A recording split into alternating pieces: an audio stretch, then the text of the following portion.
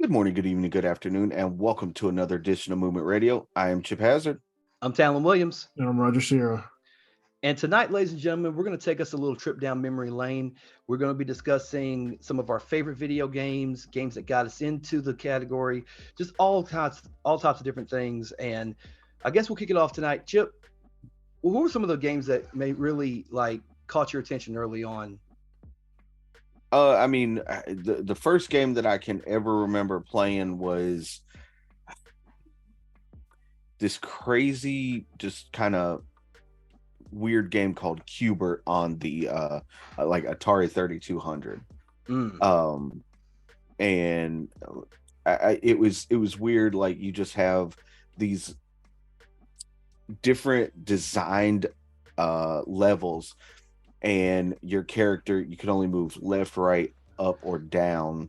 There's no jumping, hitting, or anything like that, but you have to change the blocks to different colors before each level had like a different enemy per se. If it touched you, you died.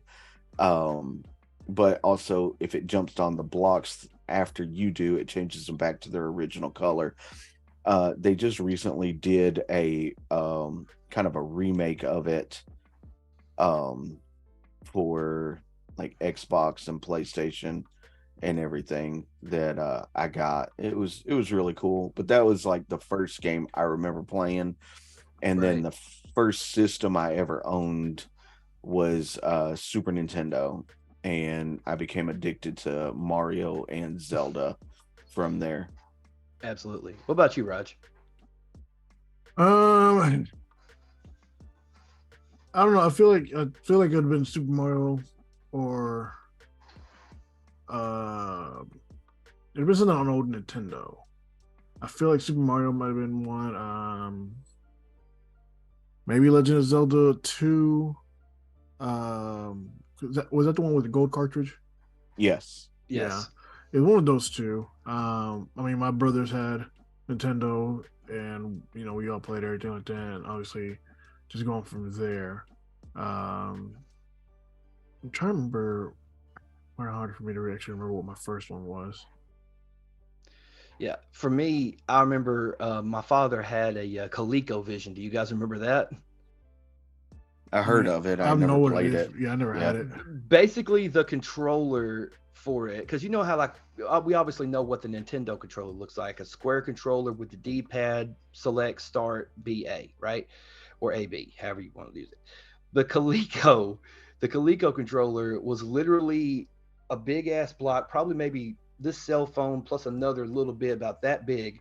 It had a joystick on top, and then there was numbers that was on it, and it had this big long, almost looked like a damn thick telephone cord, and you'd plug it into the system, and they had all kinds of straight. Like, I remember playing Dig Dug on it. I remember playing the original Bomberman from back then. Well, I won't say the, because I think the original Bomberman was on Atari, if I'm not mistaken. I think it may have ported over. Um, but yeah, I mean, the ColecoVision was the first system that I remembered playing. Um, they had this one called it was called Beer Tap. It was basically, you was a bartender and you had to like fill all the beers up and slide them down. If you broke any of them, then you lost the game or whatever. They had a Pac-Man game on there. I remember playing that. Um, Oh, and Pac-Man. then yeah, Pac-Man, yeah. Um, and then there was the Super Nintendo. No, I'm sorry, the regular Nintendo, the OG Nintendo, of course, Super Mario Brothers 1, 2, and 3. Um, Also, I Duck Hunt was another one that I The really cunt. enjoyed. Yeah, Duck Hunt. Yeah, the Um, cunt. all right. Um, but yeah, and it's like you miss a couple of ducks and you get pissed off and you try to shoot the dog and it don't work. I think everybody's wanted to shoot that damn dog, but yeah, that's some of my earliest memories of playing video games. I think probably like maybe the original Mario game was probably the one that I like tried to like, was like the first game I really tried to like actually beat. Like, you constantly play it and constantly try to like save, the princess and stuff like that. Um, Chip, what about you? What was the first game that you actually like sat down and it's like you were just hooked and you just want to keep playing it and try to beat it? Legend of Zelda. The original? No, A Link to the Past for the Super Nintendo. Okay. Yeah, that was, I spent way too much time on that game. I still spend way too much time on that video game. Yeah. So you still play it to this day, I obviously. still play it to this day. Yeah. Yeah. Have you let the boys try it yet? No. Okay. Didn't know if there was a. Didn't know if it was like, hey, this is what Daddy used to play when he was, because the kids nowadays, they're like, as far as technology and things of that nature, is like they're way more advanced than we are in terms of technology. But I'm a firm believer that just because the graphics are better doesn't necessarily mean that the game is better, in a weird sense. And there's some great games out there today, but I don't know, it's just something about that old console that just makes it better. Yeah, For me. I mean, You know what I mean? Legend of Zelda games are, in my opinion, timeless as it is. Mm-hmm. I still go back and play like the original Legend of Zelda from the regular NES, Mm-hmm. um, and everything, and Mario too. Like, uh, my nephew, he just got a regular Nintendo not too long ago, and I was showing him how to play like Mario 1 on Mm. there. When you're in world like 1, 2, how you're underground, and then you can jump on top of the map and go all the way to the right, and there's the secret warp areas there. Yeah. And so I like beat the game super quick, and he was like, "Oh my god, how did you do that?" uh and everything. And I just, it was kind of cool just to show that aspect of, you know I'm I might be old, but I'm still better at video games than you are.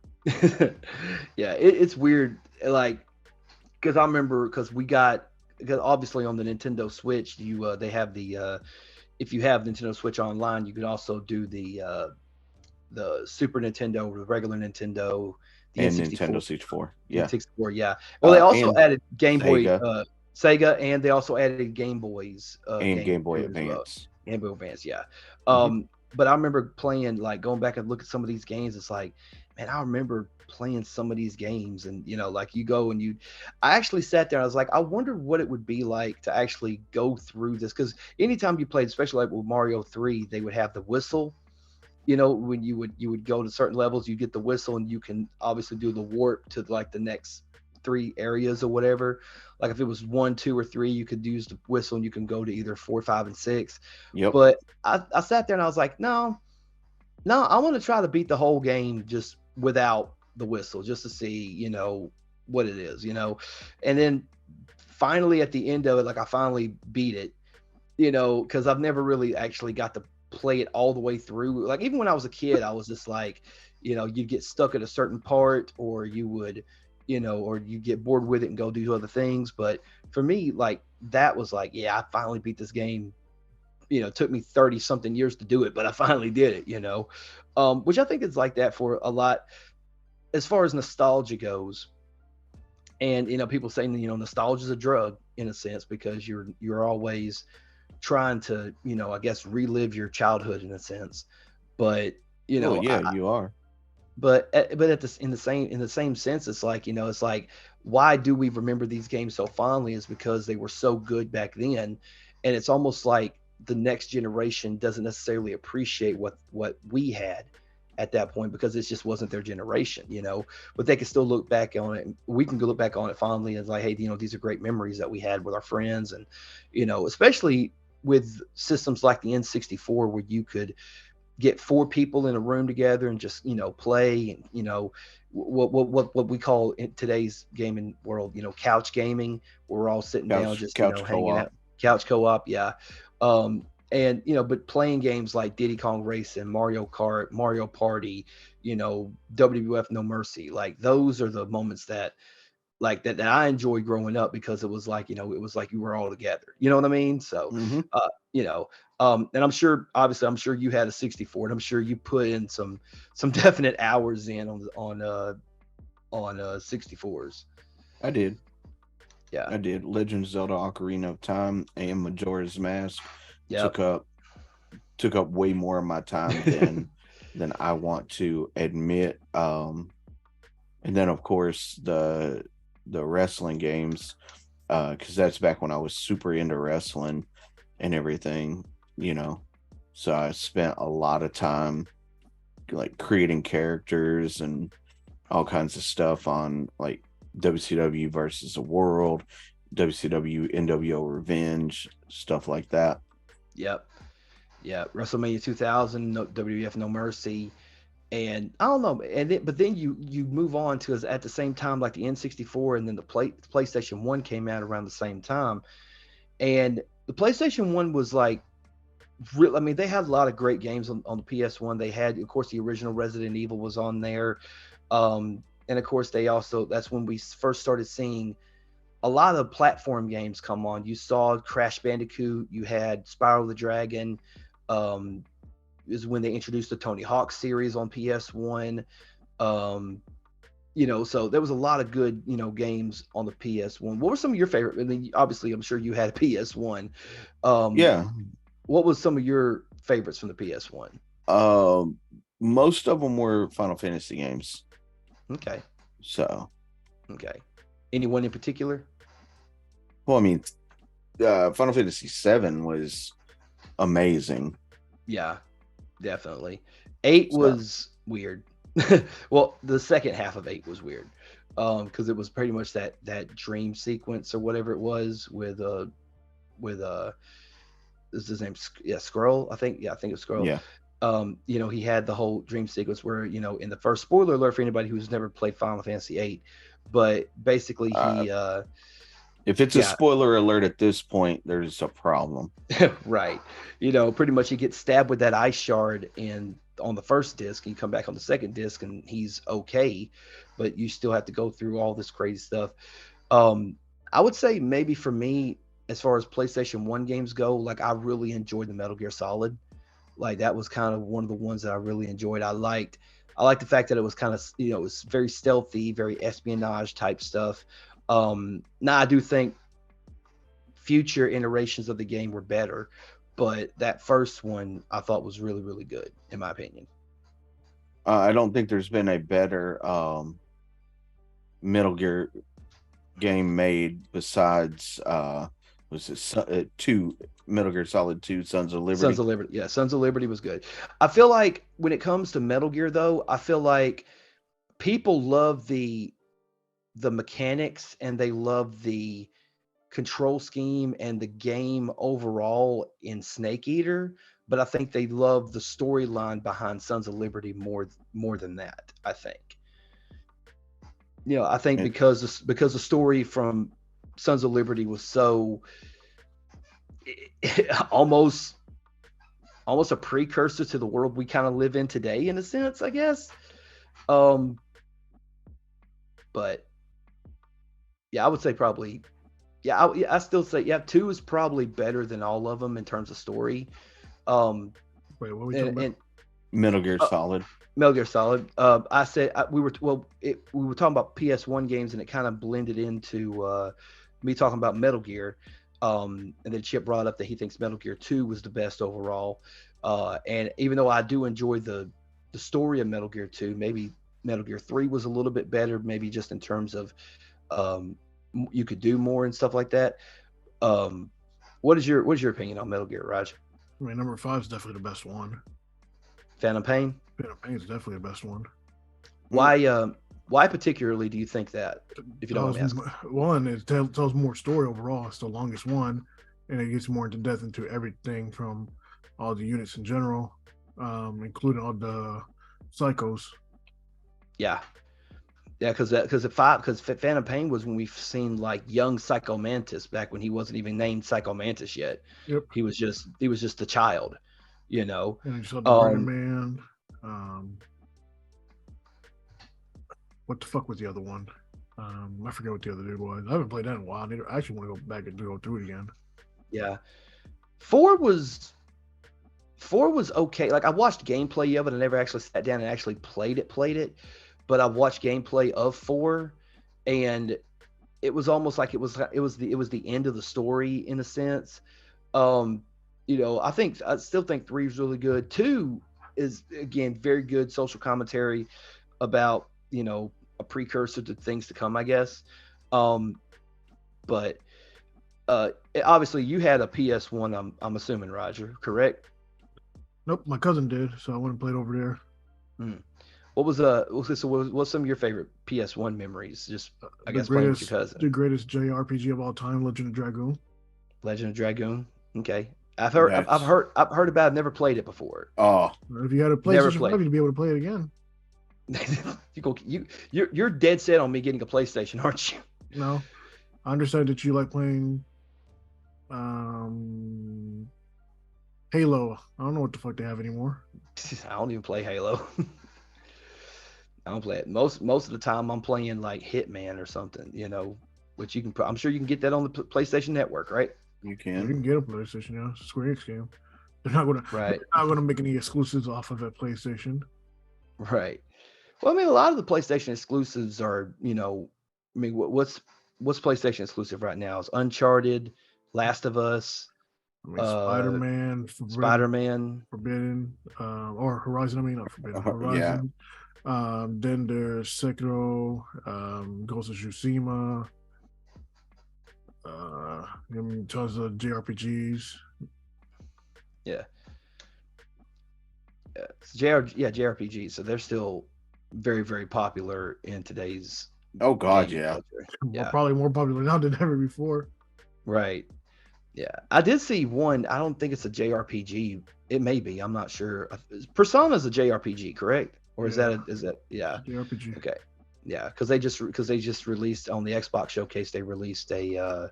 They're doing a tactics version, which is hilarious to me. They're not even getting the actual game. And they actually made it for the Switch, and then they put it into Xbox. That's interesting. It's interesting.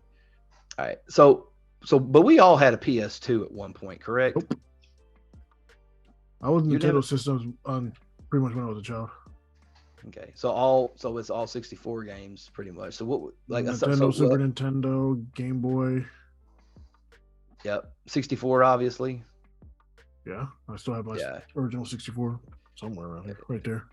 All right, I know which one did you have? Yeah. I first had the atomic purple, and then I got a black one too. Yeah. Got a black one, and then I had the was it the flame, whatever the red color was. I had one of them, but it quit working for some reason. No, I don't know why, but I think it's at my sister's house now, I think.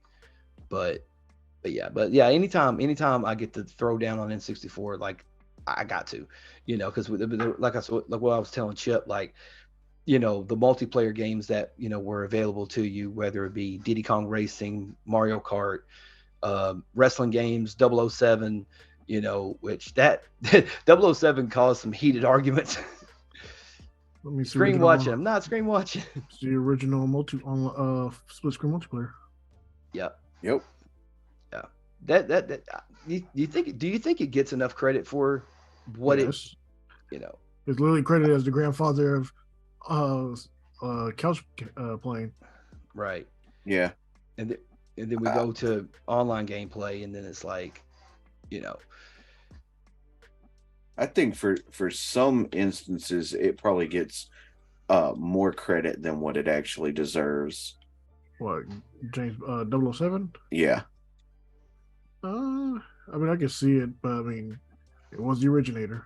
No, I said in some instances, like I'm one of those people who I think like Call of Duty, which is probably the largest online shooter there is. Yeah. Like had it not been for GoldenEye 007, then that game wouldn't be what it is today.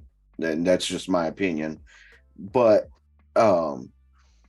it's interesting that they were like the creators of GoldenEye 007 were never able to replicate that. No, that's not true. Perfect Dark has great multiplayer. It's actually better in every way. Even on the 360 was good. I'm talking about the fanfare. Like they just were never ever. When it came down to fanfare for a game, they just were never able to replicate it. I mean, Mario Kart. I think he's specifically talking about you're talking about specifically just the 007 franchise, correct, Chip? Well, but the people who made 007 aren't the same people who made Mario Kart, are they? Rare, yep. Rare produced it, and Nintendo published it. I promise you. Rare did. I know Rare did Diddy Kong. I didn't know they did. And they did Mario Kart. Okay. Did not. I didn't know. I didn't think Rare had anything to do with the Kart game. Yep. Yeah. We discovering something today, ladies and gentlemen. Mario Kart 64. Because they moved it to the Nintendo, the NED or whatever system. People, Rare helped them out with it. The Nintendo Entertainment Analysis, yeah. Yeah. And Rare is still around today, correct? They're owned by Xbox, Microsoft. Right? Microsoft, yeah. I think they make Kinect games. No, their biggest game right now is Sea of Thieves. Yeah. Oh yeah, I forget to make that. Yeah. The last game that they published was Battletoads back in 2020, and they got that was one a remake, wasn't it? I think it was a reboot. Reboot, yeah. And then they got one coming up at some point in the near future, and it's called Everwild. Supposedly. Supposedly, yeah. It's just it says as Everwild is in development with few details announced, descriptions of its gameplay vary. In 2020, the game was described as a third-person adventure game with elements taken from God games, and more recent reports suggest that the game is set to have no combat whatsoever. Okay, and then in this it says a God game is an artificial life game that casts a player in a position of controlling the game on a large scale as an entity with divine and supernatural powers, as a great leader, or with no specific characteristics, and places them in charge of the game setting containing autonomous characters to guard and influence. They made the old WrestleMania games with Acclaim back in the day. Who, Rare? Yeah, the WWF WrestleManias on Nintendo. They did WWF WrestleMania. What was the other one? Fuck, I just saw it. WrestleMania Superstars. Challenge. The Challenge, Superstars. Challenge. Yeah, they did Superstars for Game Boy. They did a lot more games than I thought they had been part of. But I don't know if they get credited for. They get credited for helping on it. I don't think they get the full credit. Yeah, they did the Nightmare on Elm Street video game. It was terrible. Yeah, it was. Ken Griffey Jr. win and run? I didn't know that either. I'm going back through. Yeah, they did like 1, 2, 3, 4, 5, 6, 7, 8 Battletoad games in 1993 alone. And then 3 more in 1994. They had Killer Instinct games. They had Donkey Kong Land. That was a Game Boy game back in 95. And then Donkey Kong Country 3. Credit for Mario Kart, but how they helped with that? I mean, as far as Rare goes, like, I mean, you think of Rare. I mean, you think of, GoldenEye 007, obviously, but then you also think of Killer Instinct. You think of Diddy Kong Racing, Banjo-Kazooie, Jet Force Gemini, Perfect Dark, Battletoads, yes. Conker's Bad Fur Day. Yeah, I was fixing to bring up Conker. Live and Reloaded was another one. Oh, that was the one they did for Xbox. It was just Live and Reloaded was that a remake or a port onto Xbox? It's a sequel. It was a sequel. Okay. Yeah. They had a Banjo-Kazooie game on the Game Boy Advance that I didn't even know about. Grunty's Revenge. Yeah. But Grunty Sing. I don't even know what the fuck. That game was so bad. I forgot what it was actually called. yeah, and then they had 2015 was the Rare Replay, which was just 30 games, all in the same. It's them being able to put some of the N64 games on there. Yeah. Viva Pinata was a game. Okay. Fuck yeah, that game was awesome. Yeah, yes, it was way fucking better than it should have been. I can honestly say I've never played Viva Pinata. Oh shit, you're missing out. Well, I mean, I know. I mean, it's on Game Pass. I'll check it out. They got Viva Pinata 1 and Viva Pinata 2, Trouble in Paradise. Yeah, those games were way better than they even By had any. long shot. Yeah. What? So you're a pinata, and when you Viva Pinata was a TV series back in the day. Yeah. I didn't know that. Yeah. I never seen Viva. I've never seen it. Never Yes, played it. You are. Nothing. Yes, you are a pinata. In the land of Okay. pinatas. You're just running around, hoping no little kid comes out of nowhere with a wiffle ball bat, tries to beat you up, or Nope. You're in the land of pinatas. Interesting. Very, very weird. Yeah, it's weird, but it fucking worked because that's Rare. Yeah. And Rare was just one of those companies, man, that where it was like, they changed their logo and everything like that when Microsoft got them and everything. And yeah, I get that they had to. Okay, I thought that was a new game. It's not. I see Captain Skyhawk. It was a game that it was like back in like 1990. It was for the Nintendo. Kind of similar to. It says it's similar to Zaxxon, which was a game that was developed back in 1982 by Sega, which ironically enough was on the ColecoVision.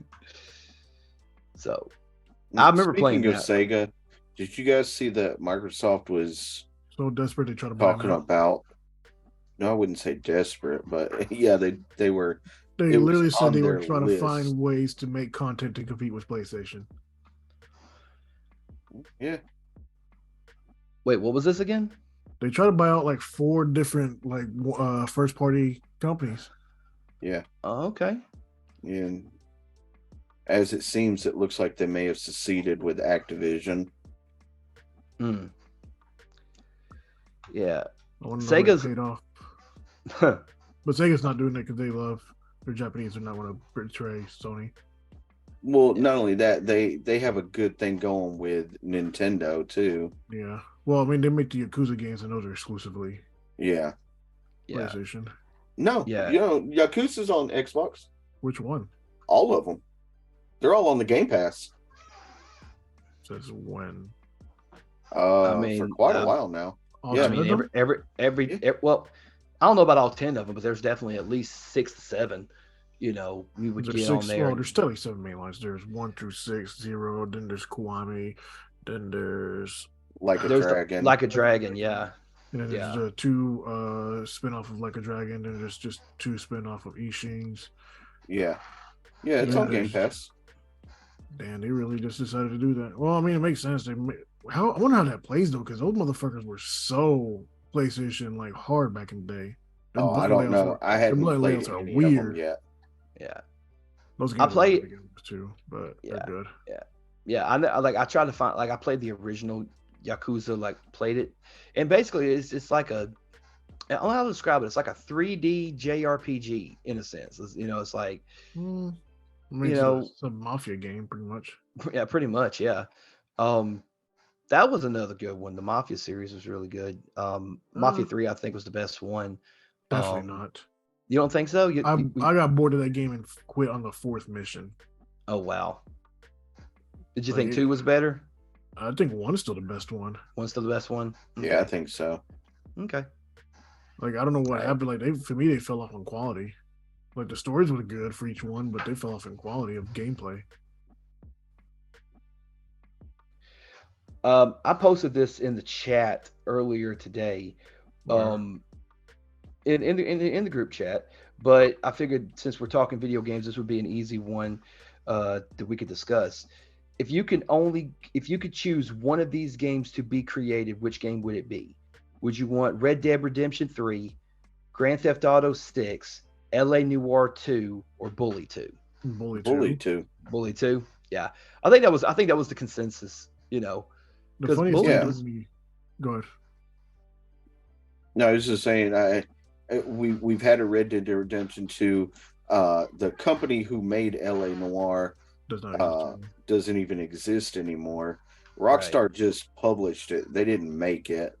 Um, Grand Theft Auto 6, like, It's happening anyways. yeah, that's happening anyway. Um, so it would be Bully 2. The first game was so amazing, and I could not fathom to tell you why they never followed up with a second one. Yeah. Well, I think it's It, hilarious that people said that Bully 2 is Hogwarts Legacy before Hogwarts Legacy I because they did remember all the hearing social that. class stuff, like the social and the class stuff better. I mean, yeah, you can see it. Yeah. You can see the inspiration from Bully in Hogwarts Legacy for sure. If only they actually gave you the stuff to actually do classwork in Hogwarts Legacy. Right? Right. According to like from what I'm looking at in terms of Rockstar games, the last game that Rockstar released was back on November 11th, 2021, and it was the Grand Theft Auto the Trilogy Definitive Edition, Yeah, which which I is guess is the Wars port version of the PC of those three games. Yeah. yeah. And it's like That was fucking bomb. It was worse than when they came out back in the day. Makes no sense. yeah. It yeah from Wasn't everything Grand Theft that Auto 3 and Vice City? No, wasn't Grand Theft Auto 3 PlayStation exclusive back in the day? I think it was, yeah. yeah, but yeah, it was GTA 3, Vice City, and San Andreas all in one. Yeah, well, I mean, San Andreas game. wasn't like the first year was exclusive to PlayStation, but then it came out on Xbox, and Vice City came out on both, I think, at the same time. Yeah. I never played any of the GTA games on Xbox until San Andreas. no.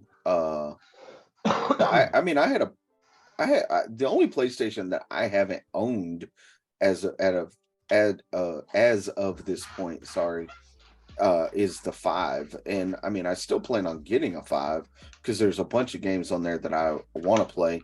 I'm just so focused on like the podcast and getting the equipment we need for it that, video game systems and video games kind of. I haven't bought an actual new video game. Well, don't let me lie. I did buy Hogwarts Legacy. But aside from that, I haven't bought a new video game in, I couldn't even tell you how long. Right. I get all the free ones PlayStation puts up.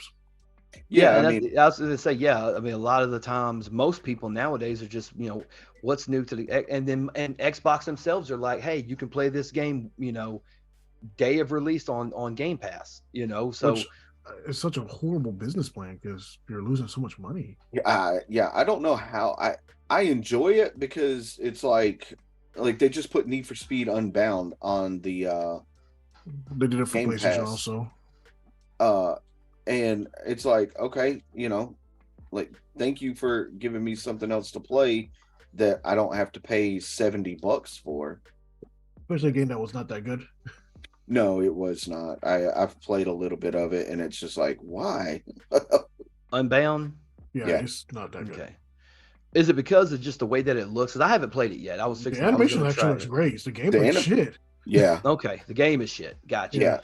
Yeah. It was like they tried to do Underground, but did a very terrible job at doing Underground. So it's literally the difference between the way I can best describe it is the first 3 Fast and Furious movies to the last 7.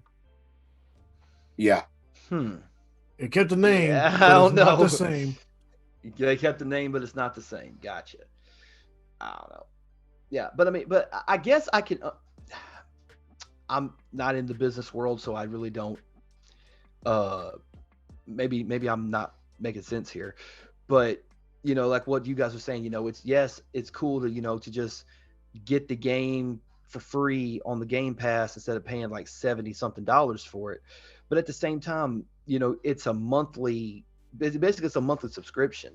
So are they really losing money even if they do have a steady stream Yes. of income coming in? Well, Yes. yeah, because you think if we'll just use Halo for instance, right? Okay. Because it's a first person title, or not a first party. It's a first party title, and it comes out directly on the Game Pass. If it was not on the Game Pass, there's millions of people that still play Halo and would Right. run out to buy that game day one.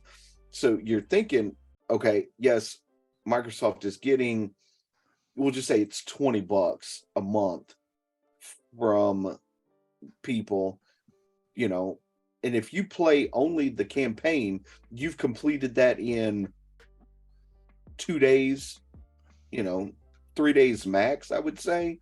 Right. Whereas you think if 1 million people went out and spent $70 on that game, That's $70 million.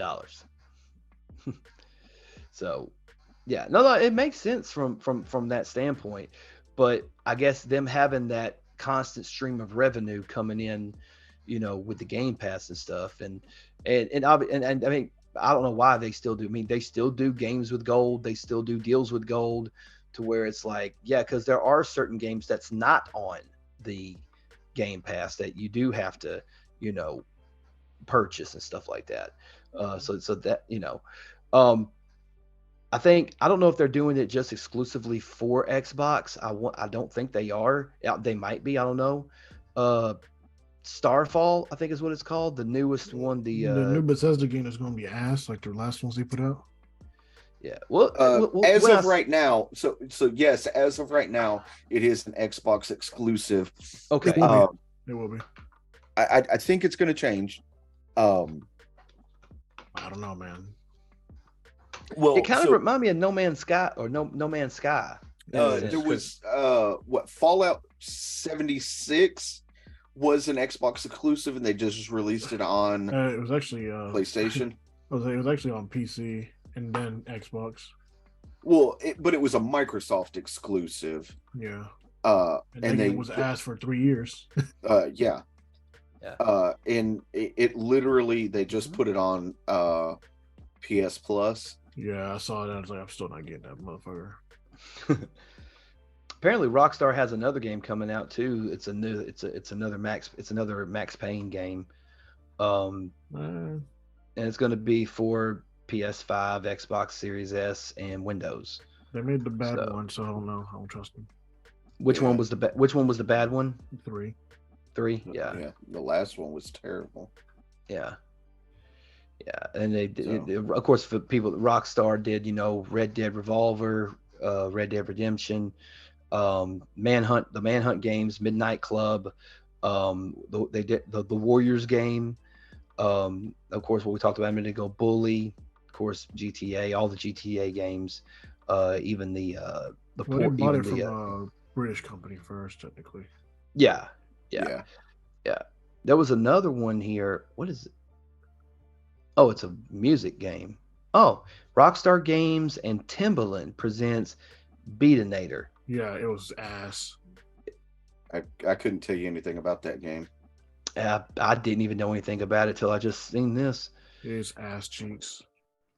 Raspberry ass cheeks. Yeah. Supposedly, they've gotten horrible. According to this, it had very mixed to negative reviews. Yeah.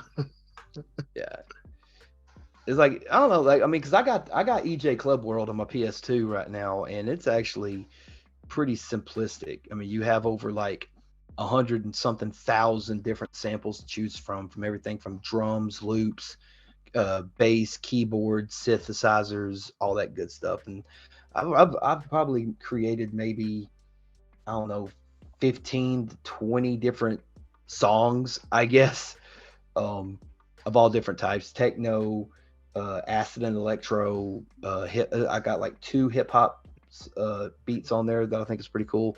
But That's if I'm able, like, But then again, PlayStation 2, I was watching a video on TikTok, and they said that there have been over 4,218 games created for the PlayStation 2. Yeah, so the Yeah, number one selling console Like, it's the best selling golly. console ever. ever. Yeah, Like still to this ever. day. Yeah. But I mean, like, I can understand 1,000 games. Like, even 1,000 games is like, that's a lot of games. But over 4,000 games Bro, for there's this, over 1,000 all games on the PS5 already. Yeah. yeah, Jesus. I mean, yeah, there's probably over 1,000 games on the Xbox Series Yeah. S. Yeah. Oh, it's like, but if you like, even if you just like, if you went to like Wikipedia or Googled it, like list of PlayStation 2 games, it's just, they literally have it categorized in like 4 different uh, things, like A through M or L through, like whatever.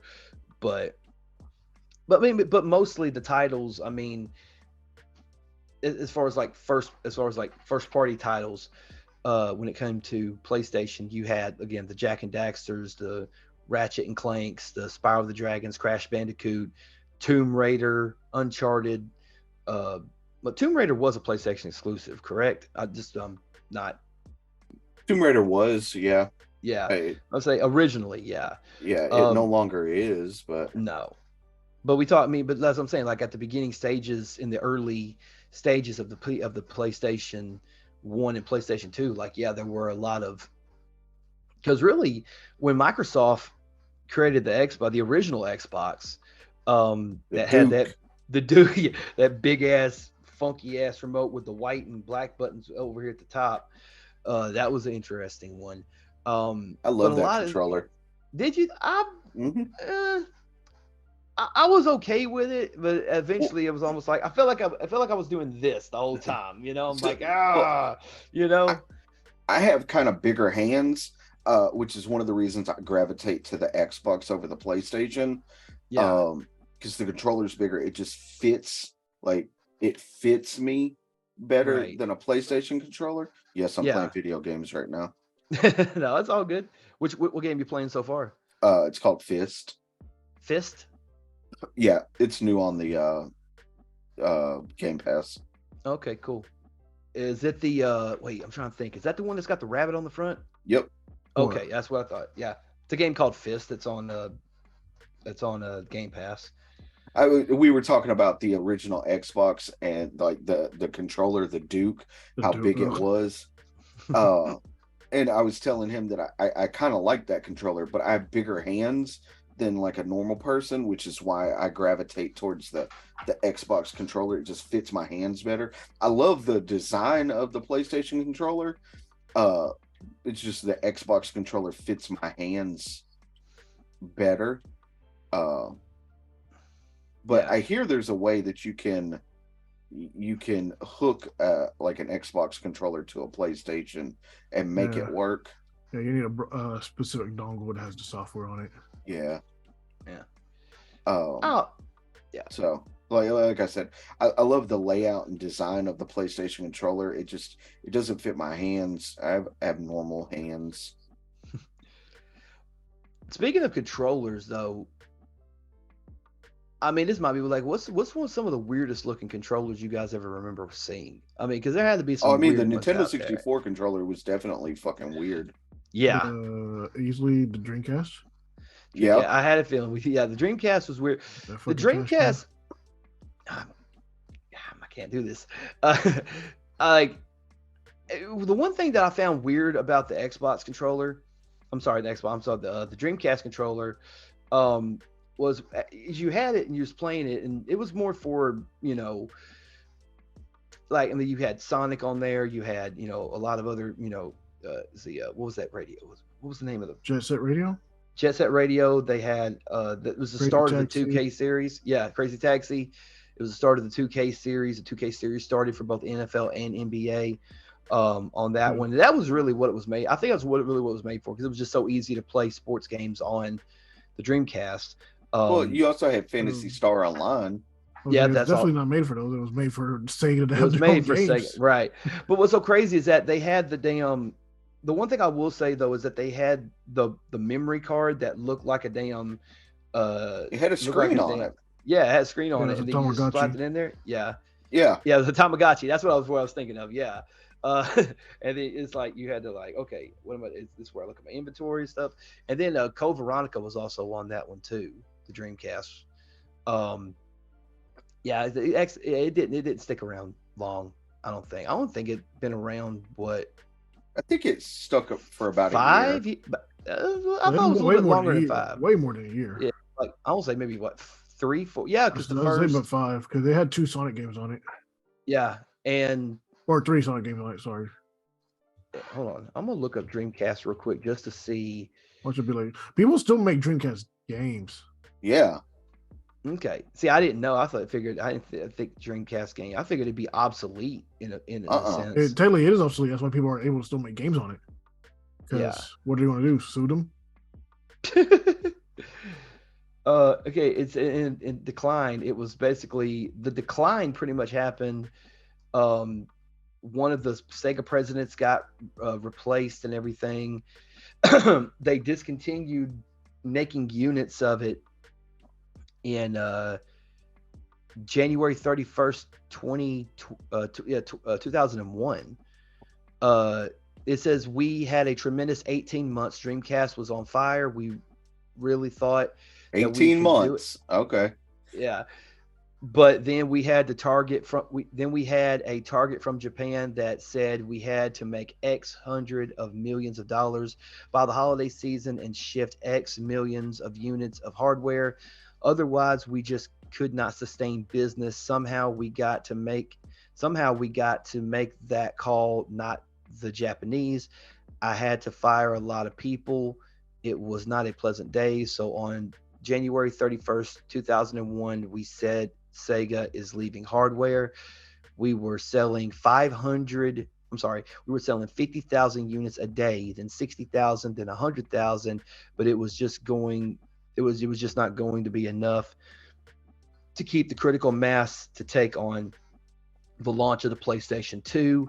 It was a big state game. Sega had the option of pouring in more money or going bankrupt, and they decided they wanted to live to fight another day. That was from Peter Moore on Dreamcast's discontinuing. That doesn't make any sense. They were selling units, but they weren't selling units. That doesn't make sense. Yeah, it makes zero sense. I think it was from the standpoint that they were only selling like so many, but they had to meet a certain million units, I guess, or whatever. But I mean, hell, if you're selling 100,000 units a day, in a week you're selling 700,000 units, and then that's what I'm saying. That doesn't make any sense at all. Mathematically, it makes no sense at all. Yeah, that's how expensive that motherfucker was. That's why it's a piece of shit. Yeah, the original price was $99 to eliminate its unsold inventory. Wait, that was the decline. I'm sorry. I was saying, like, there's no way with $100. No. I would have sold a million units for sure. I was still on the decline. I mean, I want to say that at beginning it was $299. I was saying it felt like it was a $300 system. Yeah, played like a $300 system. Yeah. Despite a 75% drop in half. Okay, that's a different one. The sales. That's what I'm trying to look for is like sales recaps and stuff like that for the Xbox. Probably won't tell you that because of that's their excuse. Yeah. They're doing the Xbox, but I won't tell you how much we didn't sell. Yeah. According to this, it says speaking to Electronic Gaming Monthly about the upcoming launch of the new Dreamcast. There's something that I hadn't heard EGM. in a long time. Yeah, I hadn't heard that in a long EGM, time. yeah. Electronic Gaming Monthly, yeah. I used to get that magazine every month. Yep. And then fucking GameStop ruined it. Yep. Yeah. Well, did GameStop buy out Electronic Gaming Monthly, or? Yeah. Okay. They're making GameStop inform whatever the fuck it was. Yeah. And they don't even offer that anymore. No, they offer it just digitally. They don't print it. Fuck that. But you have to be a pro member to get it. So you told me my membership pretty much pays for the magazine because y'all don't sell games cheap. No. Y'all don't give me any perks. But Peter Moore did say to EGM, it says, let's take the conversation. Let's take the conservative estimate of 250,000 Dreamcast units at percentage. That's 250,000 units at $200. We'll have a ratio of 1.5 or 2 games for every Dreamcast unit sold. That's 500,000 units of software. We think will be 0.5. We think that will be 0.5 to 1 on VMUs and perpetual items such as extra controllers and what have you. This could be a $60 to $80 million 24-hour period. What has ever sold $60 to $80 million in 24 hours? He had a lot of confidence. I'll say that. And then the PlayStation 2 came out. Yep. The PlayStation 2 came and out. Really did literally sell that many fucking units. There are still people trying to buy PlayStation 2 units. Me. Yeah. And I don't know why. I literally get all those games on fucking PS5, but I just want to have a PS2. Yeah.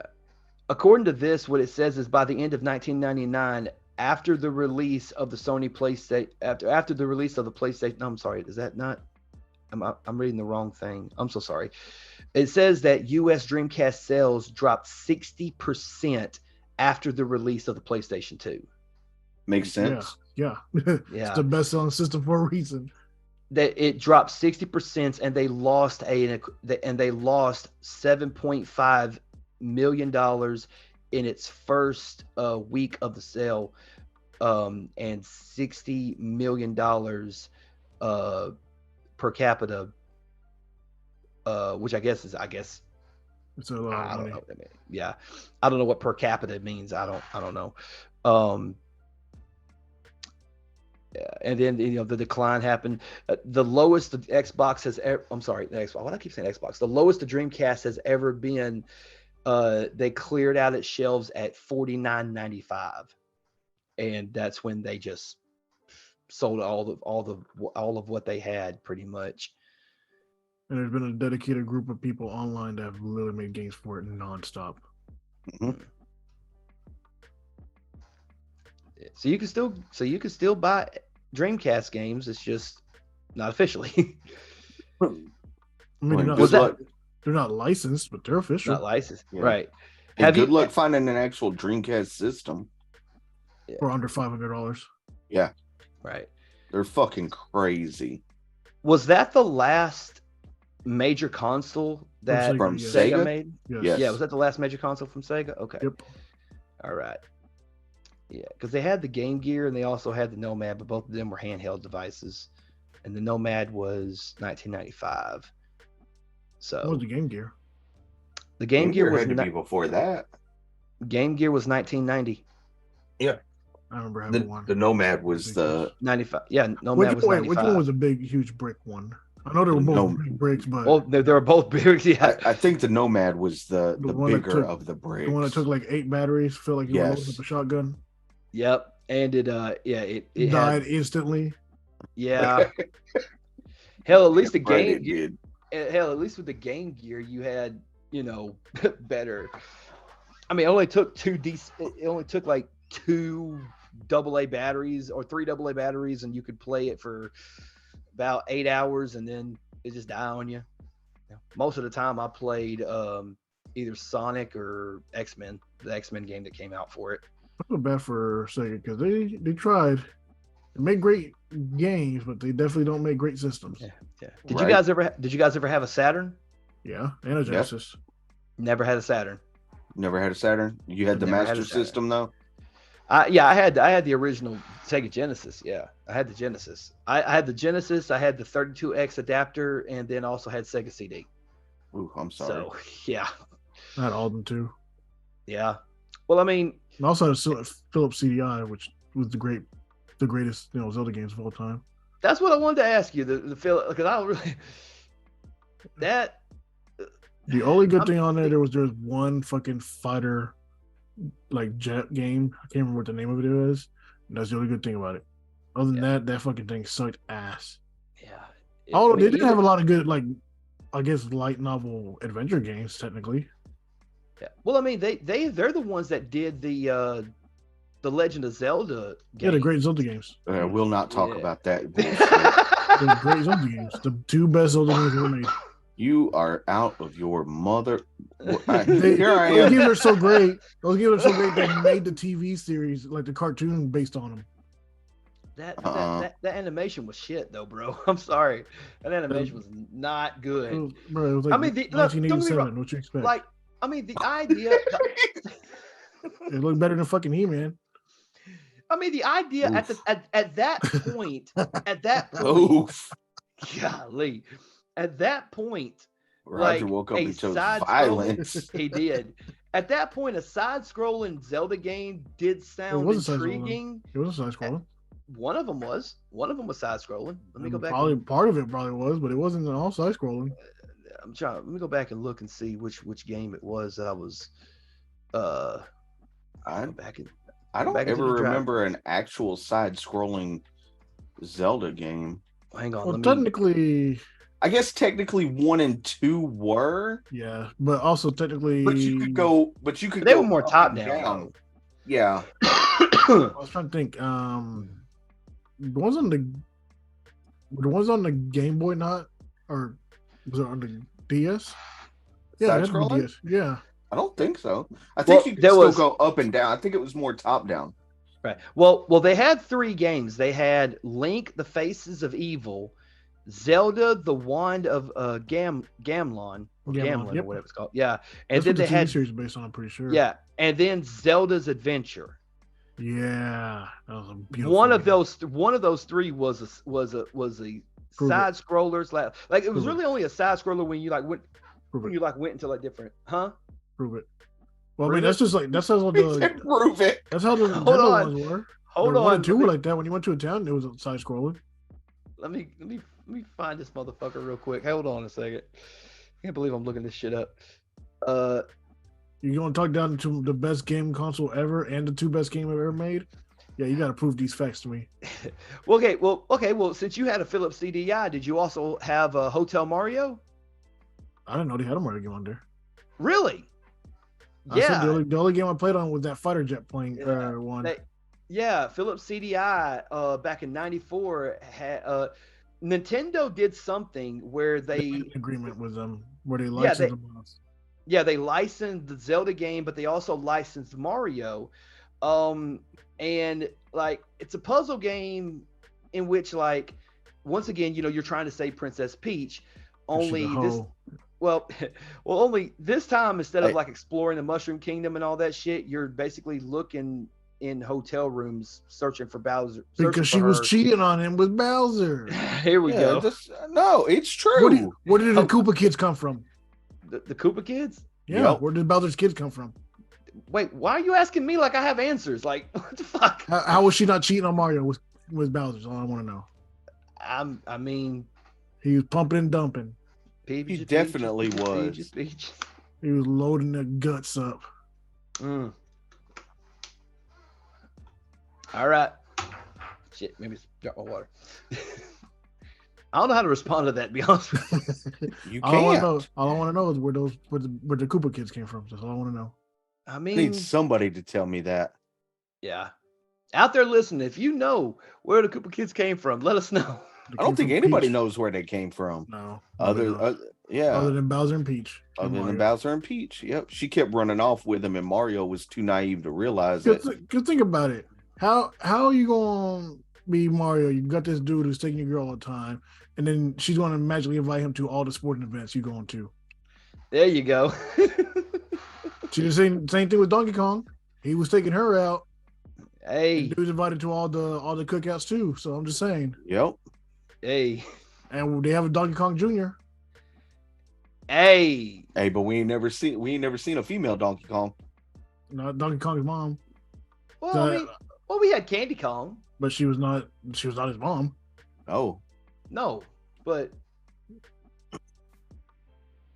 what was she? In Donkey Kong Country, she was a save point. That was a save point. Yeah, she was a save point, but she's also his crush. Yeah, but he stayed loyal to his species. He didn't do that mixed breeding stuff like his daddy did. Is that Cranky Kong? Is that the one with the wheelchair just walking back? He was Cranky the one Kong. Cranky Kong is the original Donkey Kong. Awesome. Yeah. That stole Pauline technically, I guess. Yeah. Yeah, Mario's name wasn't even Mario; it was Jumpman. It was Jumpman, always up to something. Yep. But yeah, man. A lot of excuse me. Oh, you're good. You good? I'll say they got a lot of explaining to do. Like Lucy, you got some explaining to do. There you go. No, Lucy, you cannot be in the show. But I mean, just so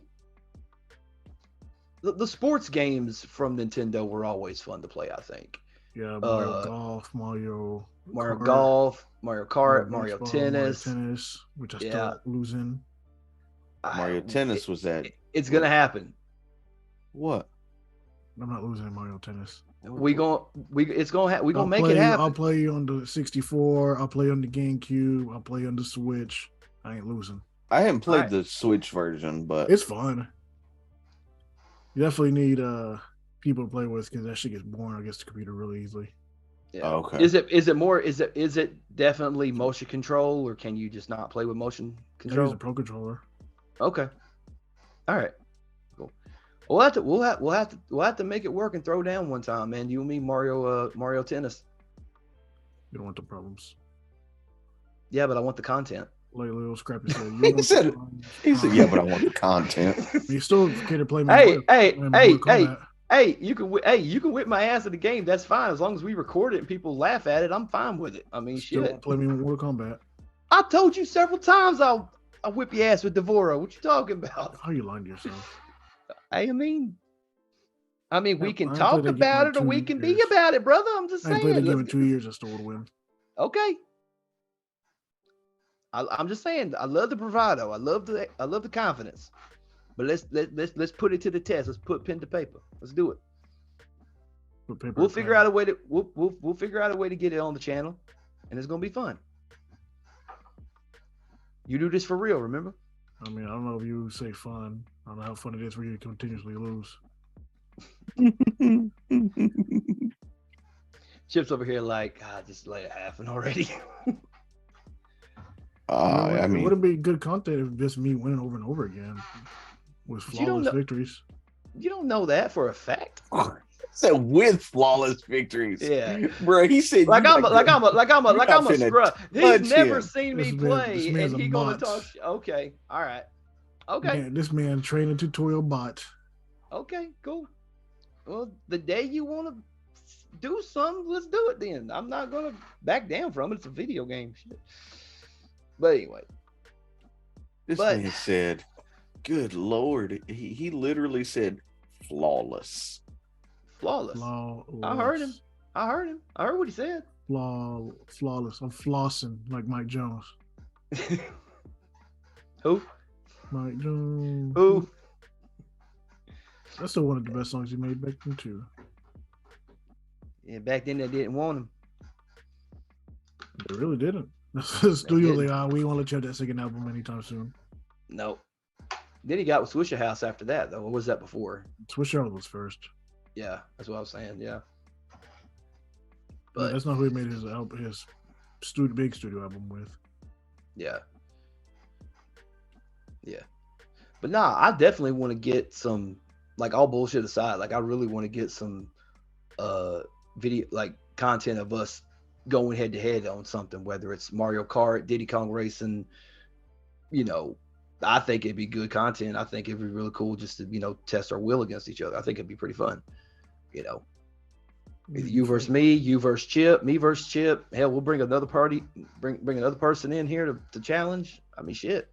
And I'll play 1v1 in Call of Duty. Okay. I just gotta re-download that bitch. I mean, it's cross-platform, right? Yeah, I just gotta re-download it. Oh, did you delete it? Yeah, that shit takes it's like 200 gigs. Well, all you got to do is they give you the option to not have the story mode downloaded, and that saves like 120 gigs on its own. No, I still have that shit. The story mode's not that much. All the extra DLCs are added to that bitch. Yeah, which I rarely do the Warzone either. I don't play Warzone. I don't either. I mean, Like I I like dabble in it, but I don't care about fucking battle royales like that. I'm like for me, like most of the games that I have like download most of the times after I install it and I play it for a little while, I just uninstall it and it's still in the cloud, and then when I can just go back and pick and choose what game I want to play. Like I'm gonna reinstall Tony Hawk and play it or the Batman Telltale game. Let me play that and see if I've made different choices or something like that. Like and I think that's the good thing because like currently I think currently on the Xbox now that I'm like just playing like I got like maybe 11, 12 right now. Only because it's like the games that I play more often than not. But that's the cool thing about like I can install the game, play it forever or play it for however long I want. And it's like I want this game. I may have to like, hey, this game has less gigs, so I'll go ahead and get rid of that game. I can always, and I think that's the cool thing about games now is that you do have the capability to do that where you can just uninstall a game. You ain't got to worry about paying extra for anything, unless you choose to pay to get, weapons or skins or cars or whatever game you want to play. Like there's still games that I have yet to complete, on the Xbox right now. Like I still haven't finished Dirt 5 yet. I'm trying my best to get to it, but there's other stuff that, you know, I finished Hitman. That was good. I finished what was the game that I just got done with? I finished Inside. That I got done with that game. I finished season 4 of the Walking Dead Telltale series, the final season of the Telltale series. I'm sorry. Yeah, I know. Don't.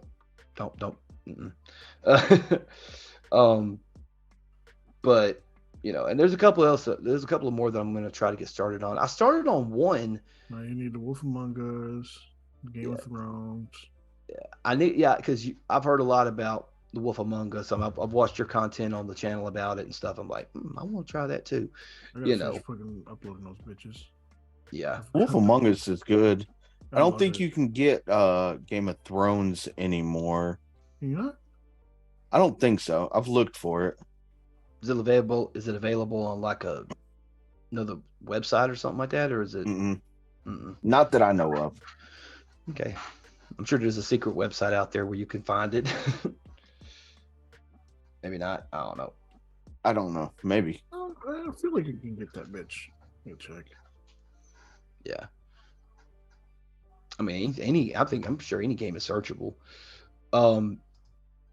So real quick, what's a game that you guys really enjoyed that maybe a whole lot of other people probably don't know of? Like maybe like it wasn't a popular game, wasn't like in the mainstream or whatever, but it was a game that you really enjoyed. It's available on Steam. Okay, that makes sense then. Oh, the Walking Dead. I'm not Walking Dead. I'm sorry, the Game of Thrones. Yeah. I don't know. There's a lot of games that I like that a lot of people other people don't like. Like most recently, I enjoyed this game called The Gunk on it was on Xbox. But it got terrible reviews. Everything is terrible reviews, which is stupid. Yeah. Yeah. You guys watch Flash yet? Do what? Have you guys watched The Flash yet? No. Nope. Got terrible reviews. I don't know why. It's fucking good. And this is coming from a guy that doesn't like DC movies, because I think they're all ass for the most part. I mean, they have been ass for the most part. Yeah. Zack Snyder can't make good movies. There are people calling for James Gunn's head over The Flash when he didn't even make it. I know. Had nothing to do with it. Who directed The Flash? Some French dude, wasn't it? Yeah. James Gunn didn't get hired on until after The Flash was already made. Completely done. Yeah. Even the reshoots. Yeah. Andy Muschietti? Yeah, some French dude, right? Yeah. Or Argentinian. But yeah. Is he Argentinian? That's what it says. Oh, here. yeah. He's the guy. What was the other movie he made? Shit. Actually, I did watch that movie now I think about it. He made Mama, Yeah, that He one. made It Chapter 2, The Flash, and he's got another movie coming out called The Bold and the Brave. The Brave and the Bold. Brave and the Bold. I'm sorry. Why did I say The Yeah. Bold and the Brave? Brave and Wait, the so Bold. You know what I meant. they tagged him to do that? Yep. Yep. Huh, I'm surprised. But I guess it makes sense with him already having a DC connection. I guess James Gunn really did like him. Yeah. It says here that I think he's gonna be the director. He's not writing it though. Oh, James Gunn is right now. I'm pretty sure. Yeah, That's James right. Gunn's doing most of their. Him and Peter Safran are doing most of the writing for the new DCU. They're trying to keep. Yeah. Well, I know that he's doing Superman and Batman. I don't think he's doing the other ones, but they're trying to. No, keep I think Peter Safran's doing some of the. Maybe not all of them, but some of the other ones. Yeah, because they're doing like because they're wanting to keep the continuity. Yeah, they're doing a isolation kind of thing. Mm-hmm. So that way they can all know what's going on with the movie. Yeah. It also says that he is also going to be doing a movie called Roadwork, which is a thriller that's based on the Andy Masticini. Okay. Yeah. Said that he's also going to be doing a thriller called Roadwork based off of the Stephen King novel. And then he's also redoing the movie The Howling from 1981.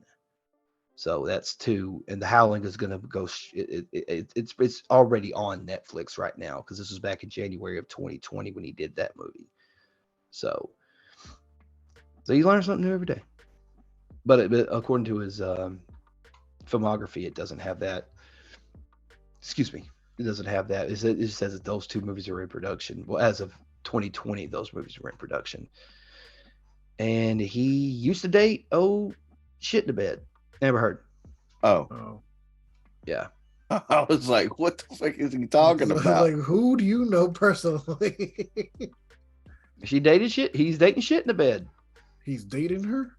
Well, he was dating her. I don't think anybody's dating her. She's fucking psychotic. Not right now. No, absolutely not. I don't think ever again. No, she nobody else wants to get their bed shit in. Nobody else. Or their dog missing. Or their finger cut off by a bottle.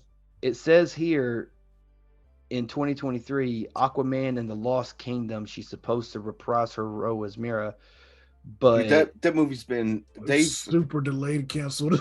Yeah, it says denoted because there's a denotion in here. It says denotion works that have not yet been released, and that's all that it says is that it's not. But it's in post production according to this. It's been in post production for like 2 years. Yeah, for forever.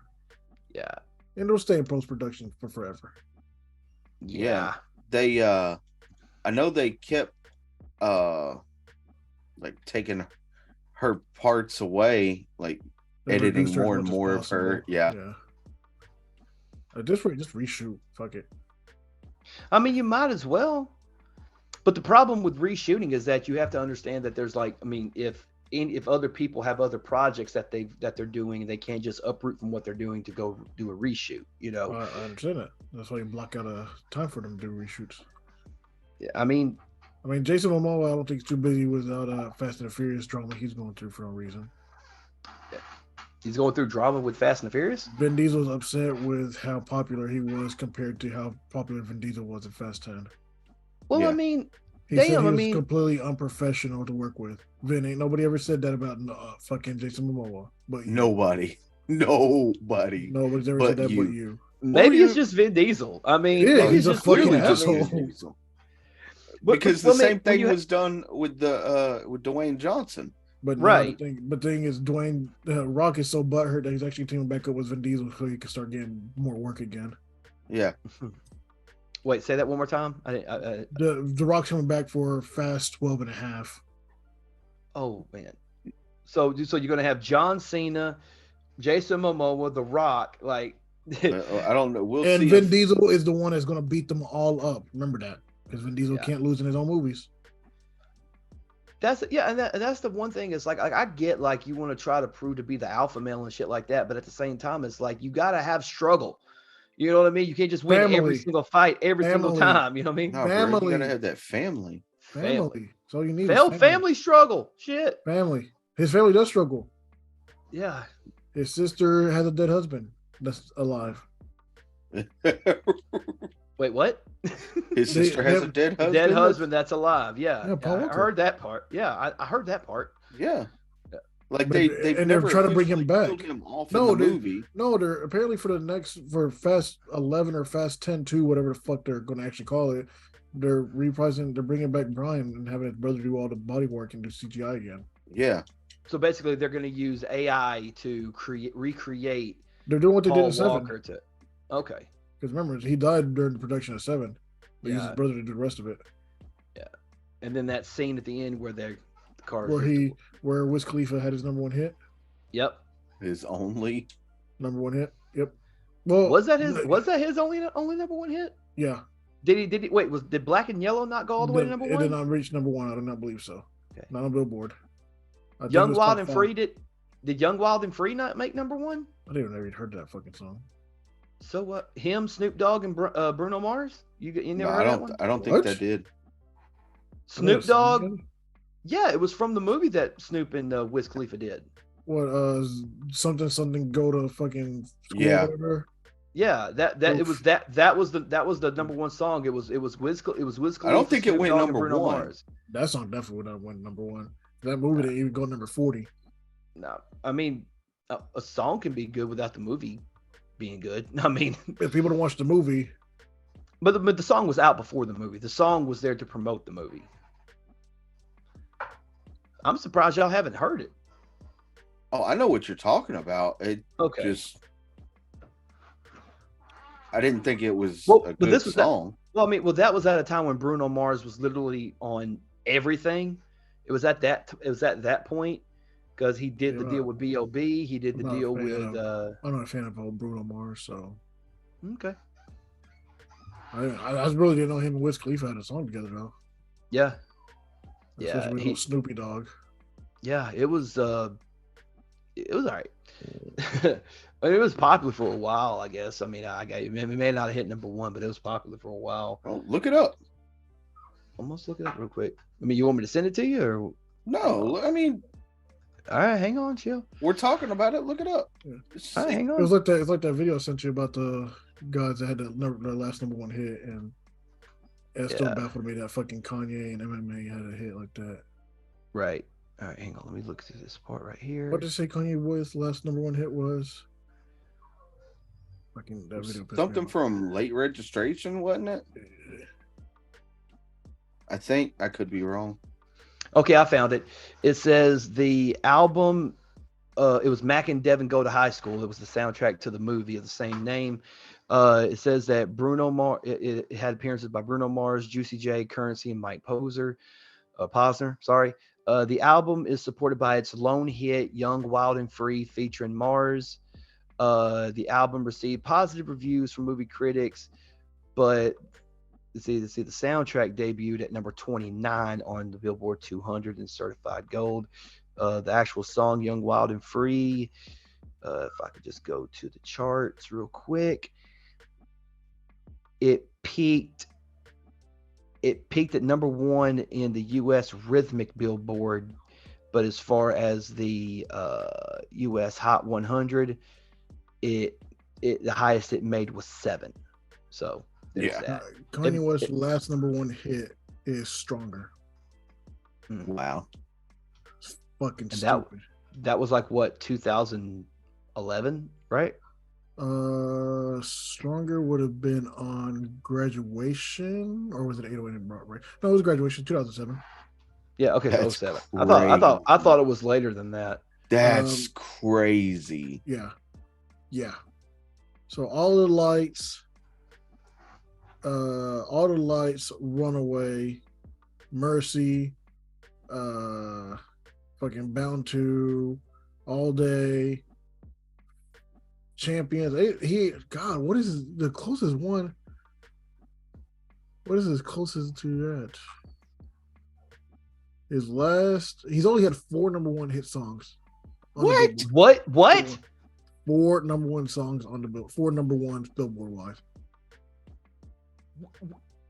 Huh? Yeah. What? Dude, you just broke my brain. What? I want to know what they use to determine those metrics. I'm trying to figure out what the fucking four were. Probably not Nielsen scale is different than that. Probably SoundScan ratings. I mean, that would be my guess.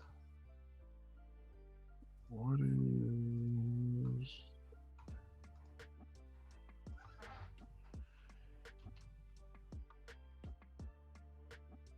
That's ridiculous. I can't find this. But yeah, it says Kanye West has 4 number 1 songs.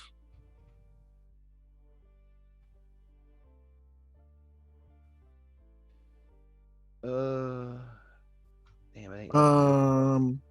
Gold Digger. Let me see. Is one. E.T., which is Katy Perry, so it's not actually his song. He's just featured on it. Stronger, 2007, and then Slow Jams was Twister. So not even he himself only has 2 number 1 hit songs. What the? Come on now. Yeah, that's why I don't know about fucking Billboard music. But other than that, Heartless in 2008 has been his most recent, and that was number 2. So from Stronger to Heartless, and then his next closest is Run This Town, which is a Jay-Z song. Love Lockdown 2008, that was a number 3. Knock You Down is a Carrie Hilson song, so not his. Swagger Like Us, which is a Jay-Z song also. 4 or 5 Seconds was Rihanna. Or it might be him. That might be the one on the left. His last closest one is Hurricane, which came out on 9/11/2021. What the fuck? Wow. God, there's no way. I gotta see what it is. Amazing was Young Jeezy, only reached number 81. Jesus Walks only made it to 11. Diamonds from Sierra Leone made it to 43. Really? I don't know what their fucking metrics are. These are horrible. I don't know. Touch the Sky was only 42. Can't Tell Me Nothing was at 41. Good Life with T-Pain was at 7. Yeah, that fucking ridiculous. That whole entire Graduation album should be fucking ones. Flashing Lights was 29. Homecoming with Chris Martin was at 69. Really? Yeah, like I said, dude, that was one of my favorite songs on Graduation, dude. From Graduation on, all he did was produce hits for a long time. The fact that Runaway wasn't a number 1 song is ridiculous to me. Heartless made it to 2. Yeah, that's what I'm saying. That's his most no. The one he did with Lil Peep is his most recent one. With who? Lil Peep or Lil Pump? Sorry, Lil Pump. Peep. Yeah, Peep passed away. So, fucking Cordae just made a song with Juice WRLD. Oh, that's true. Yeah. And that shit really tripped me out. Because that motherfucker's in the video.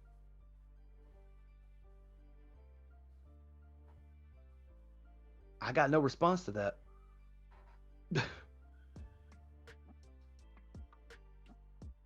And number 6, yeah. God, how in the hell does he not have more than that? That's crazy to me. The Billboard's ridiculously stupid. He had 4 singles on College Dropout. He had 4 singles on Late Registration. He had 6. No, it's 5. Yeah, 5 because he had Drive Slow with Paul Wall and GLC.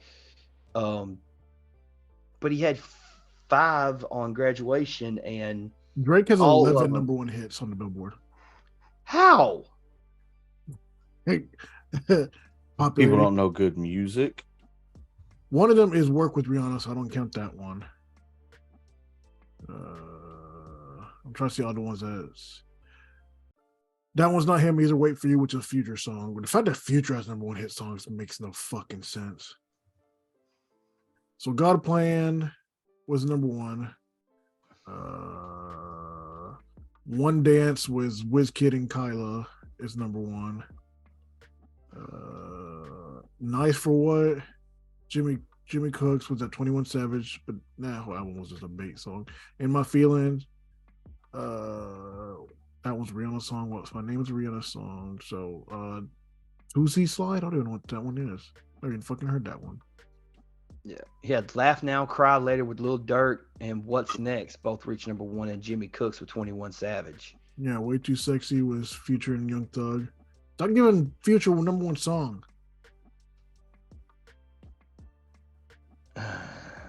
Fuck that. The fuck, man. Search and Rescue's probably been his best song in a long time, and that's only reached number 2. It's ridiculous. He has 144 singles. Yeah. Ooh, like Drake. 7 studio albums. Look, just listen. This is how fucking crazy this is. 7 studio albums, 84 music videos, 4 EPs, 144 singles, 7 mixtapes, 3 compilation tapes, and 5 promotional singles. How many of those 144 singles is a guest on? It's somebody else's shit. Let me look real quick. So Drake is the number one with most overall number one hits at 28. You want to know who number 2 is? Who? Lil Wayne at 11. There's a 17 difference between him and Lil Wayne. And then third is P. Diddy, which we know he don't rap, so that don't count. Four is Kanye West at 10 overall top charters. Nicki Minaj at 10. LL Cool J at 8. 50 Cent at 7. T.I. at 7. Bow Wow at 7. Man, what the fuck out. Bow Wow. Cardi B at 6. Ice Cube at 6. Nelly at 12. Man, what the fuck? Nelly at 6. Eminem only has 5. Well, yeah, a lot of early other songs makes sense. That's ridiculous. Rihanna at 5. Chris Brown at 5. Post Malone at 5. See, that's how you know stuff is true. Ludacris at 5. Man, fucking disrespect. But here you go. Jay-Z was only 4, but he's the GOAT, right? He's the GOAT. Fucking trash can. Man. I mean, if you want to say it, I'm not. Flow Rider and Jay-Z had the same number of hits. Oh God. He lost to Bo Dallas in a rap battle. Who? Jay-Z? Flow Rider. When? I mean, it wasn't Raw. It was on an episode of Raw. We talked about this. Ja Rule is the 15th most number one hit rapper on the Billboard with 3. That's how you know this shit ain't. What? And 2 of them wasn't even his. 2 of them was the Jennifer Lopez songs. So what was his biggest hit that didn't include J-Lo? Always on Time with Ashanti. Yeah, it was always him and somebody. Yeah, because he's a singer, not a rapper. Outkast only has 3. Get the fuck out of here, man. So Lil Wayne himself only has 3 number ones. Let me That guess. makes no sense. Let me guess. A Millie. Nope. No. 6 foot, 7 foot. Nope. Oh. What? Lollipop is 1. Lollipop. Okay. Down was Jay Sean, and then that fucking I'm the One DJ Khaled song that had like 45 people on it. Yeah. And that was his actual last number one hit. But before that was the Down that came out in 2009. So he went 8 years without a number one hit. He's gone, what, 6 years without a number one hit. But how does a song like 6 foot, 7 foot not at least make a number one? Know. Like Travis Scott has 4, and they're all his. T.I. has 4, and 2 of them are his. 50 Cent has 4, and 3 of them are his. Kanye West 4, and 2 of them are. Oh no, 1 of them is not his. So 3 of them are his. Jay-Z also has 4, and that's Mariah Carey featuring Jay-Z, Beyonce featuring Jay-Z, Rihanna featuring Jay-Z. So he only has 1 himself, and he got carried by 3 women. Nelly has 4, and they all are his. Country Grammar, I'm assuming is one of them, right? Nope. Really? Air Force One. Air Force Ones? Nope. Really? Ride With Me? Is Nope. Ride With Me? What? Hold on. What are Pimp they? Juice is Pimp Juice? Nope. Okay. Okay, what are they? What So are they? hot in here. Okay, hot in here. Okay. Okay. That's what I was Dilemma. Dilemma was Kelly Rowland. right. Shake Your Tail Feather with Murphy Lee, and Grills Grills. With Paul Wall. with Paul Wall and Ollie yeah. Gipp. Yeah. Cardi B Yeah. has 5, and unfortunately, I think they're all hers. No, one of them is not hers. One's got to be with Meg Thee Stallion, right? The damn Yeah, the WAP. WAP. Yeah. But one is actually hers. One is hers, but the people on it what fucking carried it. Bad Bunny and J Balvin. Oh, Yeah. I Like It Like That or whatever it is. Yeah. Is with that rap remix of that song or whatever it was. Chris has 5, and 2 of them are his. Who What? was that last name you said? Luda? Ludacris has 5, but 2 of them are his songs. Go ahead and guess. Guess the ones you think he is his. Southern Hospitality, one of Nope. them. Nope. What's Your Fantasy, one of them. Nope. Nope. Number one. It's got to be spot? something. It's got to be something more recent. Area codes. No. So the first one is from 2003. So it would be Southern Hospitality's album. So Word of Mouth, I believe. Move, bitch, get out the way. Nope. What? And then the second one came from 2006. What are they? What So are they? The ones that are just his is Stand Up, Stand Up. Okay. and then Moneymaker. The other 3 songs are Usher featuring Lil Jon and Ludacris, Glamorous from Fergie, and Teo Cruz, I guess, Break Your Heart. I don't know who the fuck that is. Tylo Cruz. Yeah. I guess. Sure. Number 3 is Puff it's Daddy on the top F5. 5 station. And technically 2 are his. He claims it as his own, but More Money, More Problems. I mean that's a BIG song. But I'm sure he claims it. I mean he's a feature on it. He's featured on it. Yeah, But it is him and Mace. yeah. Yeah, him and Mace. So try to guess the 2 P Diddy songs that are his. They are his number one hit. I don't even know 2 P. Yes, you Diddy do. songs. No, Yes, you I do. don't. Yes, you do. No, Bad- honestly, Bad Boy- I fucking don't. Bad Boy for Life, I Nope. guess. Nope. No. Shake Your Tail Feather. He was a feature on it. I Yeah, guess? that's a feature one. We already said that was Nelly was on it. so Yeah, that's that fine. was Nelly. Yeah. But I'm saying the oh. 2 that are his, quote unquote. Number his. one. Number one. No, baby. No. No. Is that no? Come With Me, the one they did for the Godzilla soundtrack where they sampled Led Zeppelin. I didn't know what the fuck that is. Oh shit. He made it. Yeah, he sampled Led Zeppelin's. Shit. What song did they sample? I don't by know. Led Just Zeppelin? tell them to me. Yeah. So it is Can't Nobody Hold Me Down. It says it's his, but that's definitely Mace. That's Mace. Yeah, that's Mace. And then the second one is I'll Be Missing You. That was Faith Evans and Nope. 112. That's Faith Evans at 112. He claims it as his. He can That was claim Faith- it as his, but that was Faith Evans at 112. What are you talking about, bro? He sang the opening verse. You better Come put some on, respect bro. on Diddy's name. That I was say Put you- respect on his name. You better put some respect on the Police. If he hadn't heard that song, then none of this shit, he wouldn't have had that song to begin with. Nah, he still would have found a way. That song's about a stalker, by the way. Yeah. Isn't he stalking an underage girl? Don't know if the girl was underage. I think it was just a stalker thing. But so his It's a weird other song, ones though. are More Money, More Problems, and then you guys would have never guessed the fourth one. Hate Me Now with Nas. Bump with B2K. With B2K.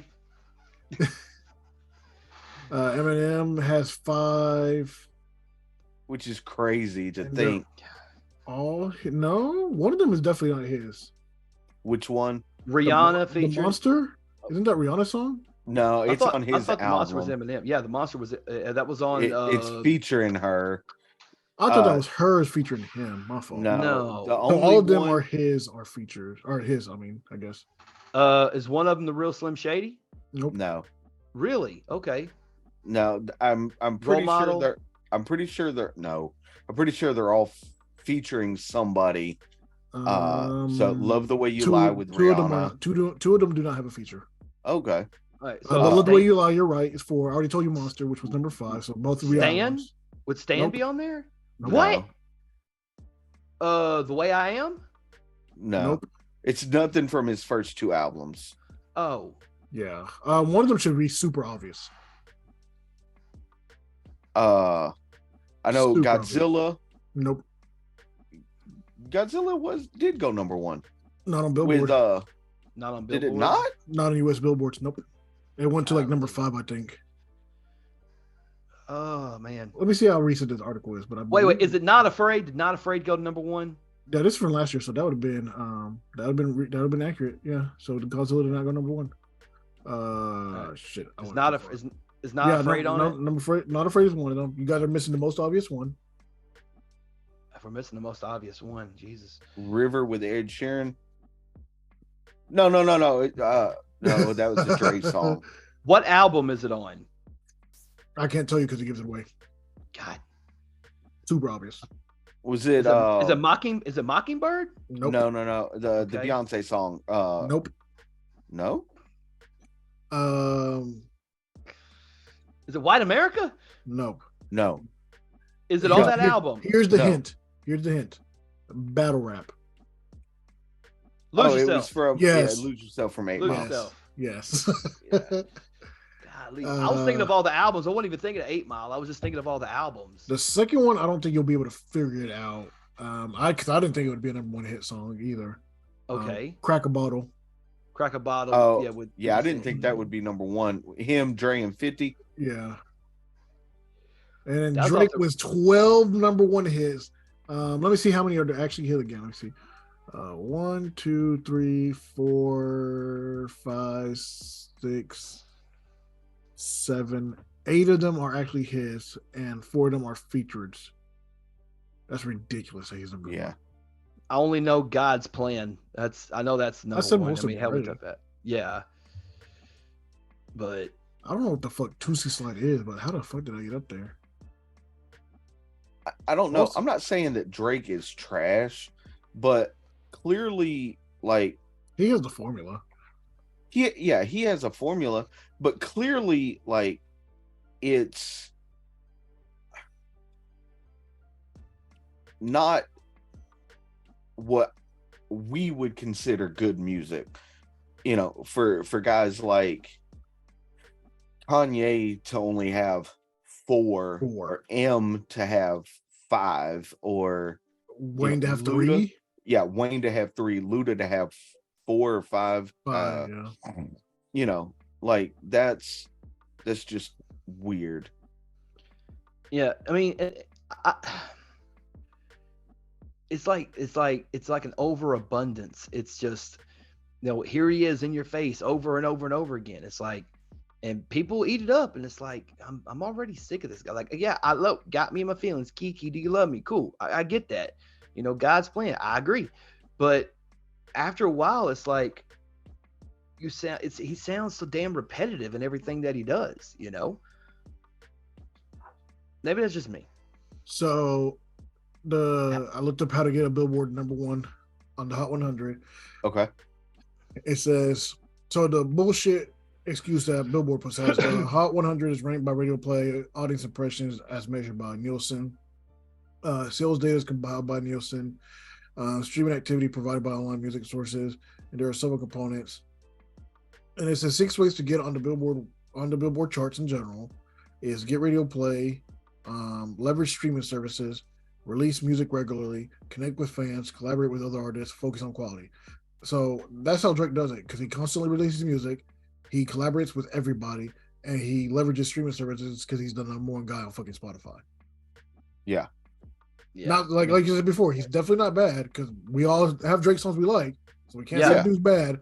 No. But to have 12 number 1 and 8 of them be his own with him being the main artist. I mean, some of them have features, but 8 of them be under his name. Who did you say was the closest one after him? Wayne? Fuck, who did we say at number 2? Eminem, wasn't it? I think it is M.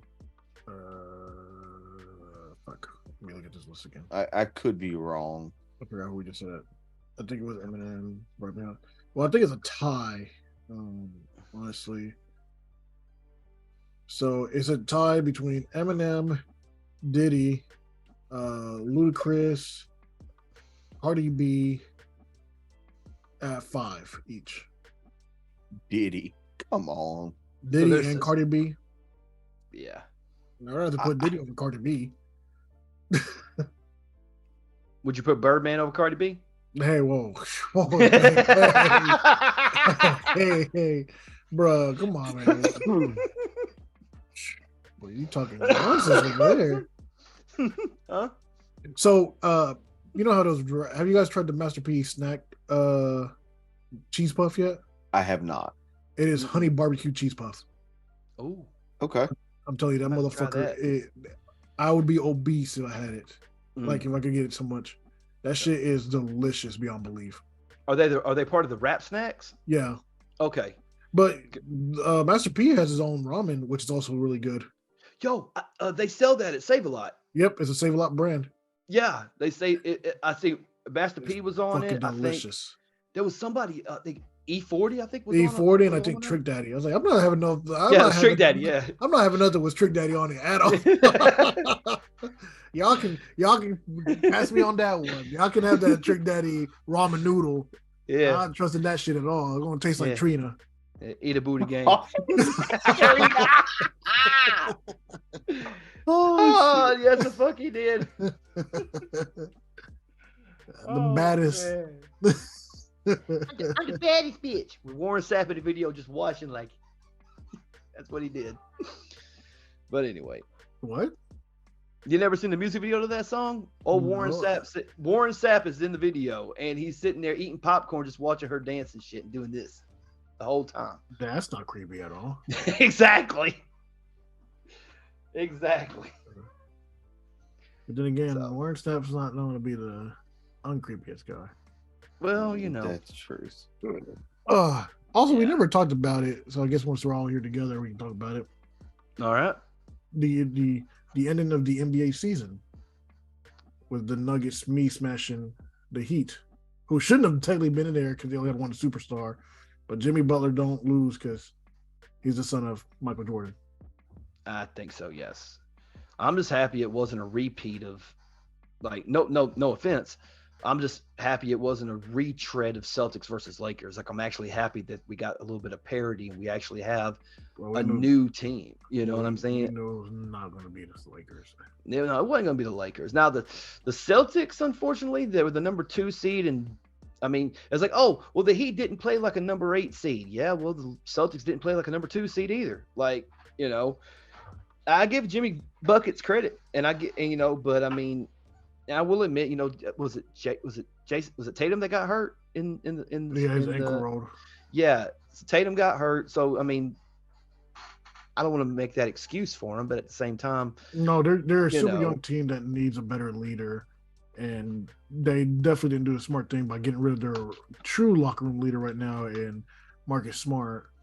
If anything, they want to trade him away and get a person who was not the option. They should have gone fucking Dame Lillard. Yeah. Well, Dame could be going to Miami. Yeah. He's going to Heat. Hey, here's the thing. I'm happy for him because I that's my favorite point guard in the league. I want him to win a title. I don't care what the fuck he does to get that title. Yeah. But he was always known as right. Well, he was always the guy that was like, how can I say this? Too loyal. It was almost like he was blasted for his loyalty. You know, in a sense, it's like, nah, this is the team that drafted me. This is the team I'm going to stay with. It's like, okay. I think Shannon Sharp said it is like, dude, you could be a slave to loyalty because you want to be loyal. That's fine, but they're never going to give you a championship here. You're going to have to go somewhere where you can win. And he maybe told him, maybe he's the missing piece. Literally, right. Going to the season, he's like, hey, just bring some people in so I can play with. He's like, yeah, I don't want to be part of a rebuild team. It's like, I don't have many years left. Like, please just get some people over here. They're like, no, we're just going to rebuild it around you instead. He's not. He can't do it no more by himself. No, he can't. He can't. I mean, the closest he got was when he had CJ with him, and they traded him away. Yeah, they traded him away because he got hurt. Yeah, I'm like, what the fuck? Y'all really traded away his best teammates as LaMarcus Aldridge. Golly. Yeah, the Aldridge is away. I mean, Portland really has not had a good track record of keeping their superstars happy. They don't want to win. I believe they honestly don't want to win. I feel like they're like the Commanders. You know, they're just there just to make money. be there. Yeah. But at what point does, you know, which I get fandom and stuff, and you're ride or die for your team, which I mean, the Trailblazers were good back in the 70s and 80s. You know, when Bill Walton was there. Last time they tried to win was the 90s. Yeah, they were decent in the 90s. They were decent in the 90s, but they weren't as dominant as like when Bill Walton was there. You know what I mean? No, like Bill Walton, you know. But I give fucking. No, I'm not saying Clyde was horrible, dude. I mean, I think Clyde's great, but he was playing in the Jordan era, which I mean, he did give Jordan some headaches, but eventually the Trailblazers didn't get past a certain level, you know, and I feel like, you know, that when they got Scottie Pippen there. Yeah, exactly. I do think that with Dame going to Miami, he might be that missing piece that finally gets Miami over that hump, especially if Jimmy Buckets is going to stay. Well, I think it's having a consistent player, like him having a consistent all-star next to him, and Jimmy Butler having a consistent all-star next to him. Because I mean, ain't no other all-star on that team but Jimmy Butler. Right. I mean, they got a couple of good role players. I mean, Tyler Hero's still there. Tyler Hero is going to be an all-star, but his injury right now is setting him back. But they lost Gabe Vincent. I think he went to Chip's team with Dylan Brooks. I don't know why the fuck they paid that man $80 million. God, Dylan Brooks. I don't know. Thank you for taking him off of our hands, man. We got Fred Van Fleet, which is a really great pick. That is a good pick. Yeah, absolutely. Pairing him up with fucking Dylan Brooks. Yeah. I'm glad. And well, they suspended Ja for 25 games for the upcoming year. Super light, in my opinion. Very light. Very, very light. I don't like. Should have been a whole lot more. Oh, I said it, and this is, and I'm a Grizzlies fan. Motherfucker should have got the year. He should have got a full season for what he did. Yep. You know, and I know people's like, well, it's a Second Amendment right, and he has the right to a gun. Yeah, he does have a right to. He can own a gun. I'm fine with you owning a gun. Just don't wave it at somebody on Facebook Live, like, or also, Instagram Live or whatever. Also, how did he get into that club in, what was it, Utah? Utah, yeah. How did he get that gun there? Yeah. He had because clearly he didn't buy it there. Yeah, exactly. It's just it. I honestly had like genuine hope that the Grizzlies were going to pull some shit and actually get the team into They don't have to worry about no team in the West. Denver's still good, man. Even if they, that's what the Grizzlies said going into the playoffs. They had no team to worry about in the West. Yeah, that's what they said. Yeah, and then you get mollywopped by the fucking Dylan Brooks doesn't play basketball. Don't get me started on Dylan. The Brooks. Antonio Brown of basketball. No, he's worse. He's worse. He's worse. I don't know about that. He's worse. I mean, he may dress worse, but he ain't worse. He didn't lead the game in the middle because he didn't get a pass thrown to him. No, that's true. But at the same time, like, I mean, again, the whole thing with Ja, dude, like, I mean, I'm praying for him that he gets his shit together, man, because he may not have another chance after this. You know what I mean? There's no way he has another chance. No. That man is supposed to be the fucking future of this league. They're trying to take away from Luka and give it to him. No, not now. Nah, Luka. No, they still trying. Yeah. I can't. It's gonna be Jokic. I feel like they are. For sure. Yeah, Jokic is number one right now in the game. I think he's not the face of the league, though. He's not the face. He's not the face of the league. I will give you that. But as far as just best overall player, by miles, he's number one. By miles. The closest one to him would be who? Maybe Giannis. Giannis doesn't pass or shoot as well as Jokic. I would put Joel up there in the top five, but he's too inconsistent. Too injury. You know what I'm saying? He has more stomach issues than a 3-year-old baby. Like, I mean, he just also has a superstar on his team. So how's the MVP? Which one? James Harden? No, I thought you were talking about somebody else. Okay. You were talking about Joel. Yeah. I thought I was like, wait, Ben Simmons is gone, I think. I said a superstar. That's true. Not half a star. Not half a star. He said that man was half a star. What was that? This man passed up a wide open dunk to pass because he was afraid of getting blocked. You in the NBA. You better get that shit out of here. Yeah. I mean, Luka's still getting up there as far as, you know, Yeah, he might still be top. I think Luka might still Luka's be number top 5. 3. Luka's Number 3 for you? Okay. Yeah. Who would you go? Who would you go at that point though? Is LeBron still a top 5, or is he It's top 10. His age now? His age is just too much. I mean, he's a 38 going into the season now. 38, yeah. And his goal right now is to just stay in the league as long as he can to see Bronny, get drafted, and then he's going to go to whatever team Bronny gets drafted to. And apparently, everybody's saying that it looks like it'll be Atlanta. Yeah. Well, here's my theory about this, and I was discussing this with somebody the other day. Do people how can I say this without it sounding ridiculous? LeBron, let's just say Bronny gets drafted to whatever team, okay? Yeah. Are they drafting Bronny specifically to get LeBron James, or are they drafting Bronny specifically so that LeBron can mentor him and bring him up? Because here's the thing. If you draft Bronny, you're guaranteed at least 1 year with LeBron James. Do you do the best you can to capitalize on that 1 year to say we're going to make a break for a title, even though you are a lottery team?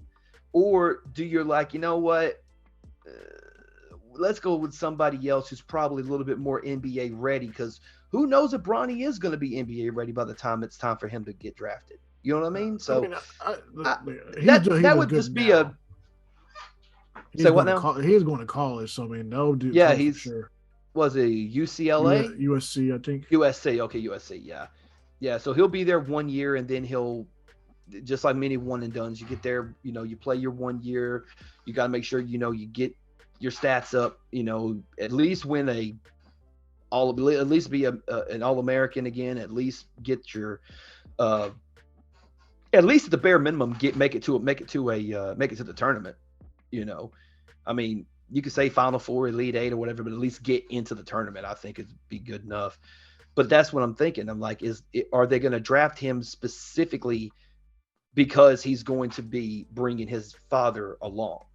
Does that make sense? I mean, a 40-year-old LeBron, it don't bring much value besides just the name LeBron, But that's what I'm asking you. Does his name carry the same weight? No, that's what I'm saying. I don't think it will at that point. Right. What about you, Chip? No, I don't think so. I mean, we can already see that his playability is declining.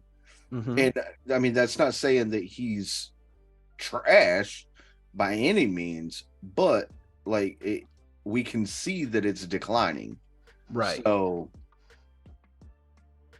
I mean, he's not young anymore. He gets hurt too much. Yeah. But I do find it very interesting that, he's 20 years in and we're still talking about him being in a top 10. You know what I mean? So that's very rarefied air that he's in. You know what I mean? And if people playing NBA for 20 years, right? Very, very rare that's happened. And I think we were having a discussion / argument about. It was the LeBron Jordan thing. It happens all the time. Something to the effect of he said something to the effect of, well, Michael Jordan wouldn't have won without Scottie Pippen or Dennis Rodman. He wouldn't have won without this guy. He wouldn't have won without that guy. To which nobody wins. Nobody wins without anybody. What are you talking about? Doesn't matter who you are. You can't win by yourself. And his argument to me was well, damn, Talon, you act like Michael Jordan only played for 6 years. I'm like, okay, you act like LeBron James has won all 20 years he's been in the league. It's I don't understand why we can't just celebrate both players' greatness. Why can't we do that, So here's my argument with the whole thing. If they play two different positions. Yep. So neither one of them play all 5 positions on the floor. I mean, LeBron plays 1 through 4. I mean, if you play in a small lineup, you might be able to get him at a big, depending on who the big is. But I don't know.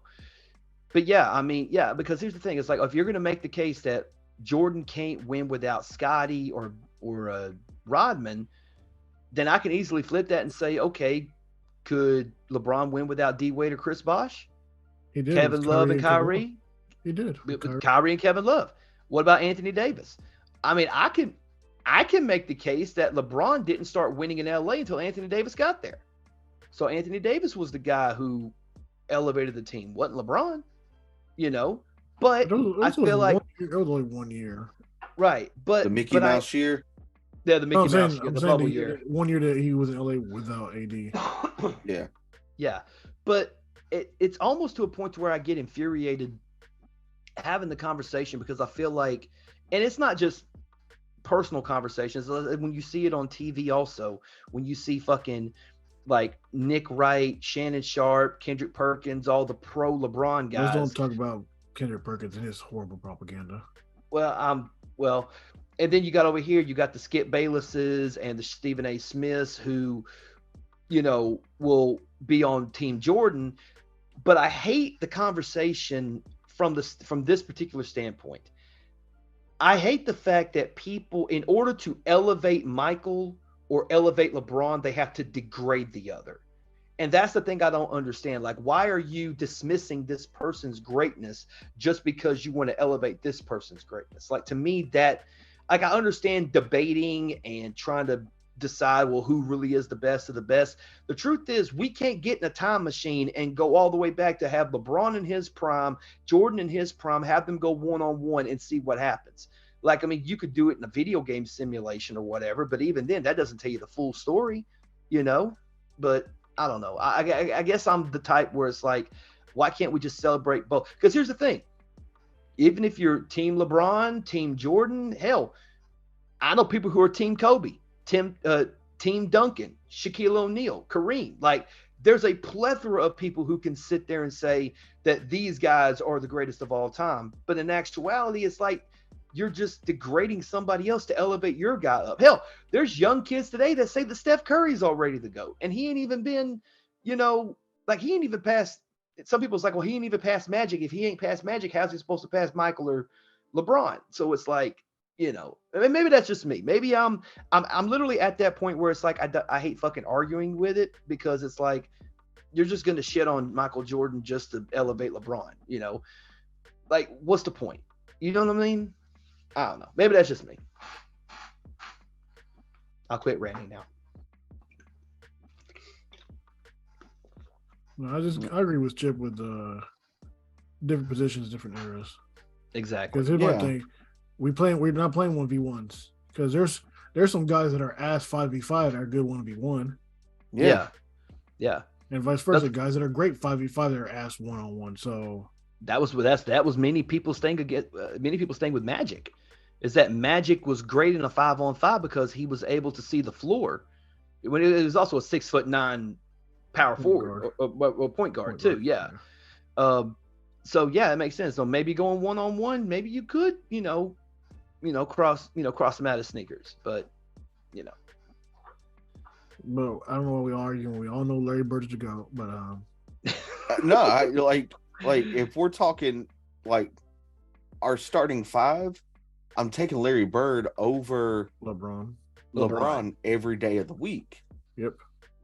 Every day of the week. And that's not to take anything away from LeBron. LeBron would be, he'd come off the bench to replace Larry. I think we've all given our top. I don't think we've done it on record or started five. We recorded. Yeah, we recorded it. Yeah.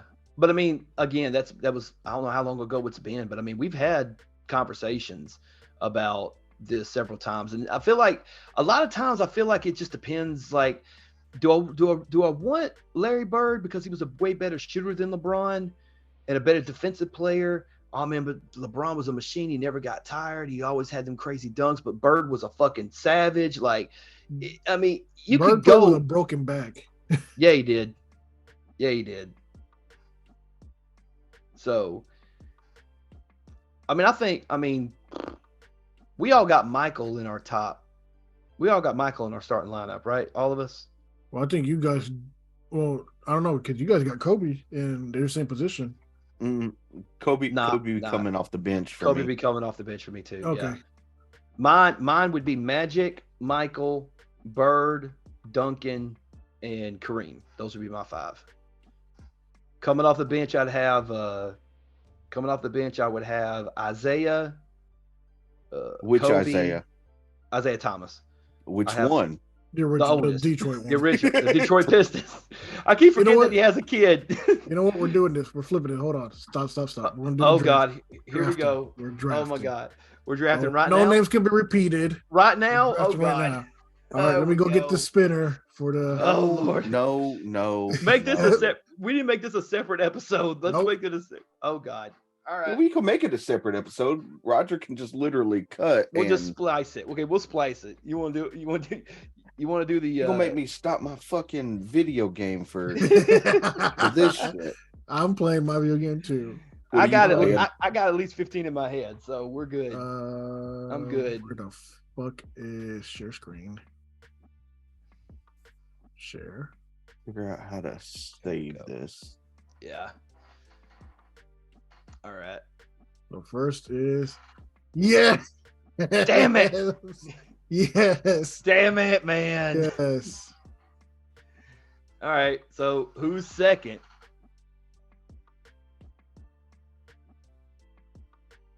It'll be you, Talon. Motherfucker, I always goddamn go last. Every fucking one of these we've done, I go last. It's your name. That's what it is. It's your name. Oh God. Okay. It's your name. Fuck all right. Of you in the ass. So with my number one overall draft pick, I'm selecting Shaquille O'Neal. No, fuck you. Well, I guess with my number 2 overall draft pick, fuck it, I'll go with Michael Jordan, my shooting guard. Why not? All right, Chip, you got 2, buddy. You got 2. Make them count. All right, I'm going Kobe Bryant. Then I'm following that up with Larry Bird. God. All right. All right, I'm going to go Kareem at my center position. I'm going to go Kareem. All right, so my 2 back-to-back. I'm going to go with Jokic at my power forward. And then I am going to go with LeBron, small forward. Wow. I guess for my power forward, I'm going Tim Duncan.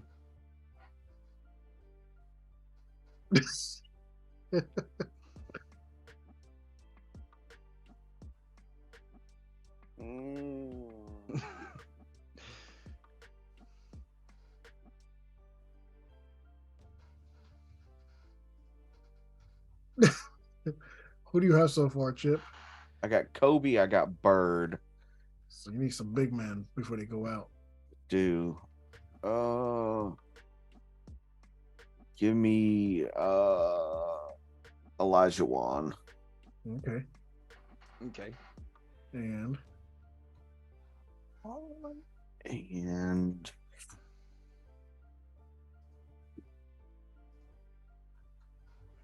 trying to think. Damn it.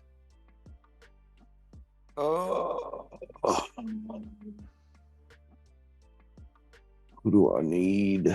get power forward. I know. May I offer you Dirk Nowitzki?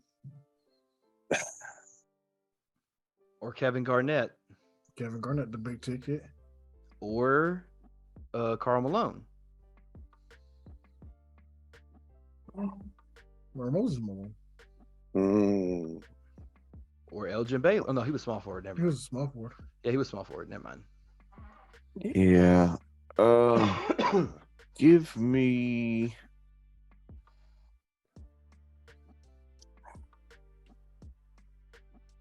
Give me Robert Parrish. No, give me Robert Parrish as my power forward. Okay. All right, see. So I currently have Michael, Duncan, and Kareem. I need a small forward and a power forward or point guard. Yeah. I'm going to go Kevin Durant as my small forward. All right. I need my guards. Yeah. So I'm going to go with Magic. And I'm going with the answer, AI. Okay. I got my point. What do you need? A small? No, you need. No, I need a point. Let's see. Point. Do I go Isaiah Thomas or do I go Steph Curry? Do I go Isaiah Thomas or do I go Steph Curry? I need some deep. Did you pick a point guard? No, I picked. No, I'm talking about Chip. Oh. I don't think so. I got Kobe, Bird, Olajuwon, and Robert Paris. Oh, okay. Yeah. So, fuck it. I'm gonna go with Isaiah. You leaving Curry? I'm taking Isaiah over Curry. Yes. You're also leaving out Dame.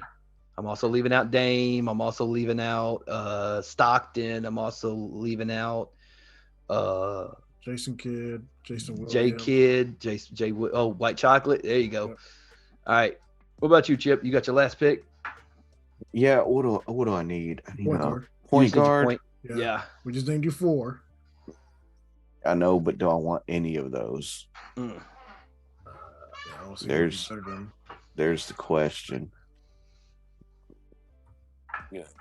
Oh, shit. CP3 could be added on there, I guess. Yeah. Tony Parker. Give me Steph Curry. There you go.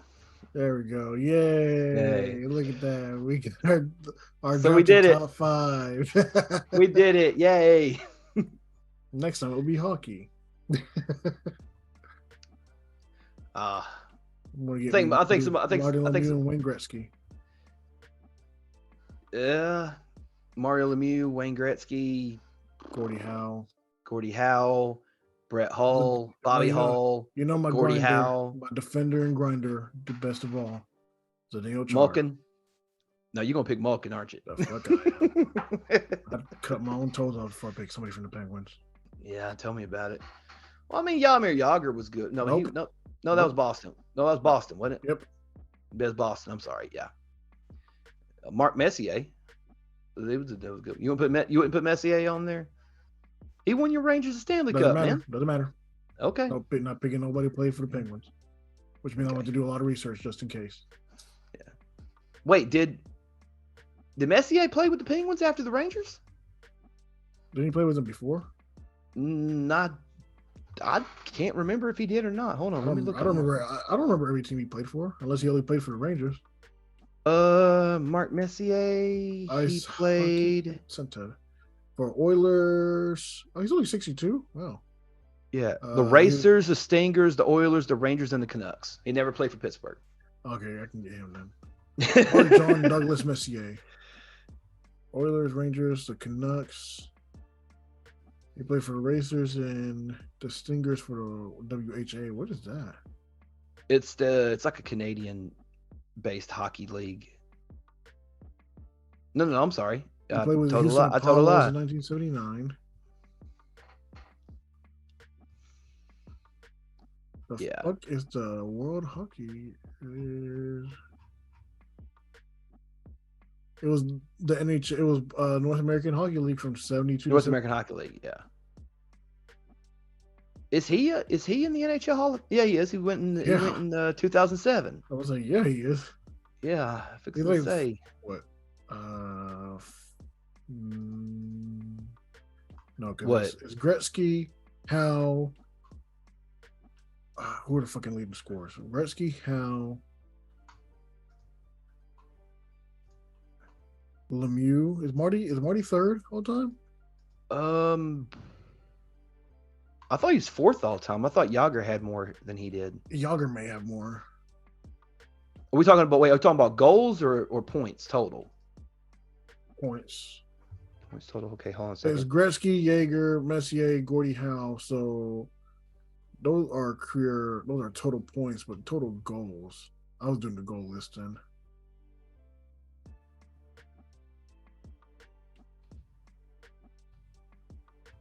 Top goals. Ovechkin's up there now. Fuck me. Ovechkin's up there now. Yeah. Jaeger, According. Jaeger's number 4. Never mind. Yeah. So, oh my God. So Gretzky has 894 goals. Ovechkin has 822. Gordie Howe has 801.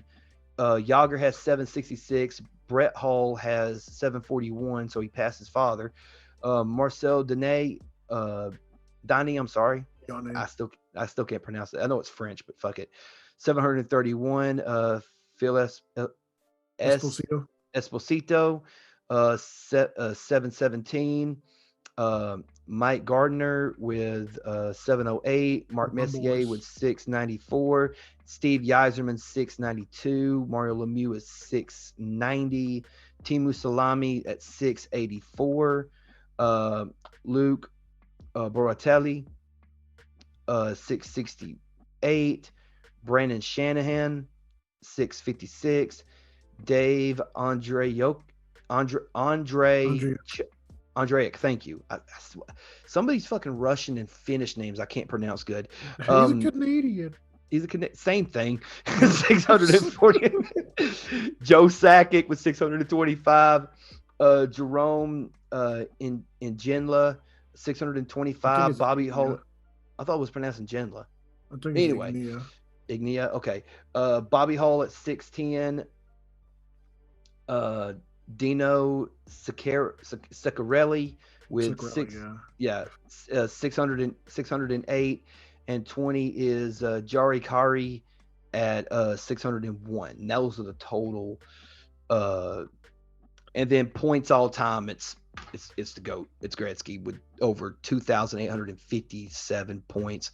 The closest one to him is Yadimir Yager at 1,921. So he's almost damn near 500, like not almost 900 points ahead of him. Yeah, Mark Messier right behind that. Gordie Howe, Ron Francis. Where is the fact that Crosby's ahead of Ovechkin disgusts me. In points? Yeah. Yeah. He's that's 17 points ahead of him, even though he missed a fucking season. Yeah. Yeah. Which Ron Francis, man, I don't think he ever gets enough love, man, for being one of the great. Like me, Gretzky was known for being assist, but Ron Francis was just as fucking good, dude. Gretzky also played 20 years. Huh. Yeah. Oh God, Joe Thornton. Jaeger played fucking 28 years. 28 years, yeah. I think he played longer than any. I think he's played longer than anybody in sports in general, except for like kickers. Well, he didn't play a physical sport like hockey for 28 years. Ironically enough, though, he's only fourth all time in games played with 1,733. Oh, because he was injured all the damn time. Yeah, Mark Messier is number 3. Gordie Howe was number 2. Patrick Marleau has played the most games in NHL history at 1,779. Was he a goalie? He was center. Oh, center. He was center.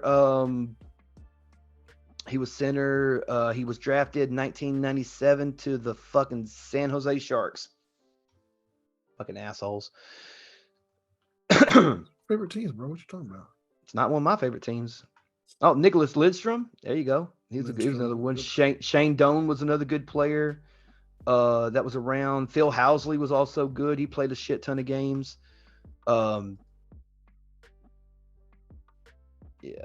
Crosby and Ovechkin are like Ovechkin's fixing to pass. Well, he's actually. Let me look at this. He's actually 17 points behind Crosby in overall rankings. And he's second all time in goals. Yeah. He'd have to score 1 goal each game to pass, I think, Gretzky by the end of the season. Yeah. Man, but some of these names, though, bring me back, man. Brett Hall, Mike Modano, Guy Lafleur. Lafleur, yeah, because you got to say it with that noise to it. Jeremy Roenick, that asshole. But I mean, he's up there. He's in the top 50 of points scored all time. So I can't really be too. Vincent Damphouse. Holy shit, I ain't heard that name in God knows how long. He played for the Canadians back in like the olden days of. I'm trying to think. There was another one I can't think. But anyway. So we'll figure it out. we'll get a hockey list going, I guess. We'll see what happens there.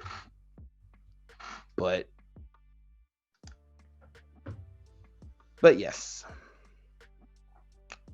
We started off talking about video games. It blended into hip hop, then it blended back into sports. So this video had a little bit of everything. We just need to do comics, I guess, now. Yeah, we gotta do comics next. So Chip, you picked up a new comic recently. Well, I picked up a manga. It's comic. It's a Japanese comic. I haven't opened it up to start reading it yet, but I picked up Spider-Man Fake Red. I've heard a lot of great things about that, though. I'm super excited to start it.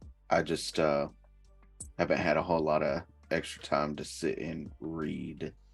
So they're actually doing another Spider-Man manga. I don't think it's by him, but this one is set where Doc Ock somehow gets teleported, like some weird thing happens, like transported, and he becomes like a high school girl or something like that. Some weird manga thing, but that's interesting. Yeah, but it's probably badass as shit. Right.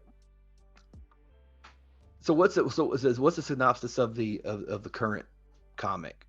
Red. Somebody found Spider-Man suit and try to become Spider-Man, and he realized how fucking hard it is to be Spider-Man. Yeah. Oh Lord. That's why it's called Fake Red, because it's because they did deal with. Fuck, I can't remember what villains are in that one now. I haven't. Fuck. Now is this a whole new story, or is it based on? It's an original story. Okay. Yeah. All right. Because I didn't know if maybe they had taken maybe some inspiration from the old comic and then brought it into. No, I'm fucking bugging out because I don't remember who's in this one. No.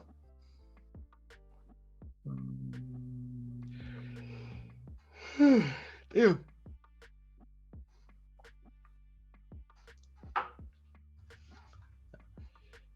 They have a Wolverine one too. Not by the same guy, but it's a Wolverine one. Right. Speaking of Wolverine, they're doing an open world Wolverine game for the PlayStation 5. Yeah, it's supposed to be by Insomniac. Yeah. Interesting. They're finishing up Spider-Man 2. I think they're taking a break and they're going to work on it. It was slated to come out before Spider-Man 2, but with how popular it is, I think they could really help that one. Right. But yeah, I back to comics for just a second.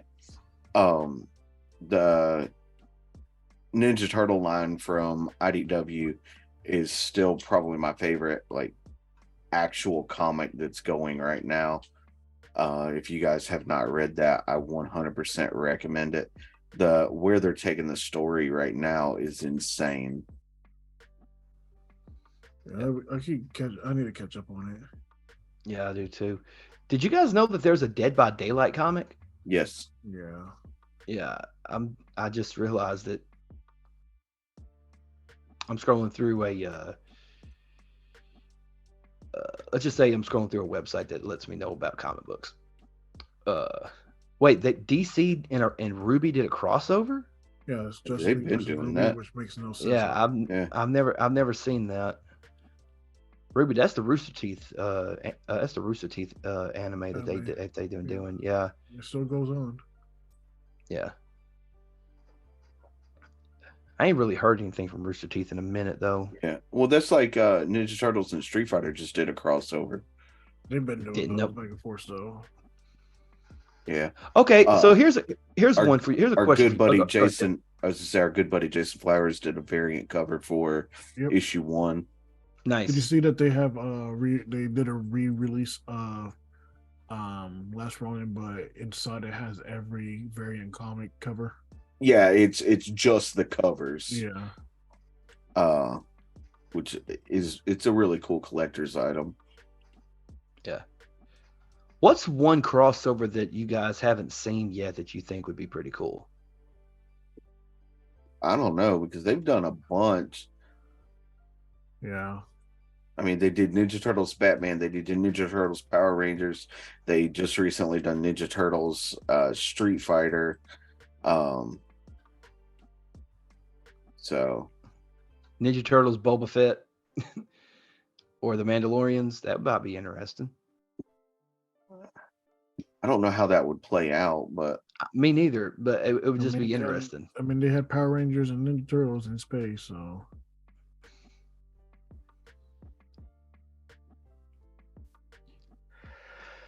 So it's, Yeah. okay, it's Venom. I felt like there's another one now.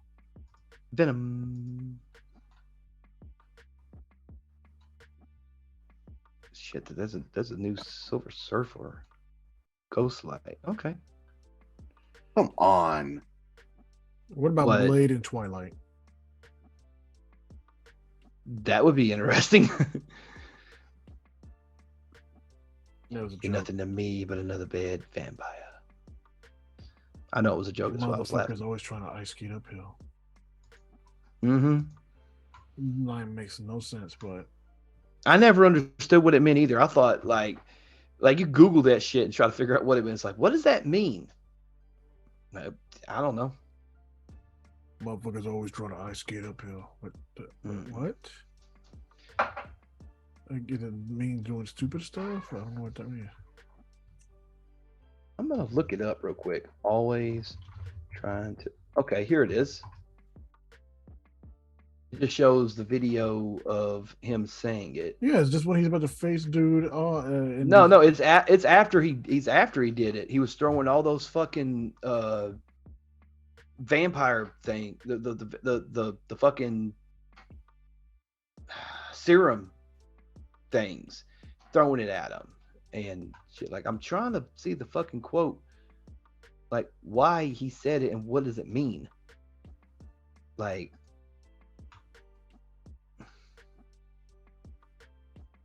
yeah, I can't find shit on the. It's literally random lines said by Wesley Snipes, because apparently during Blade he just say stuff all the time. Yeah, but I'm pretty sure that some motherfuckers are always trying to ice skate uphill. Like, fuck it, I'm going to Urban Dictionary. I'm gonna see if I can find it.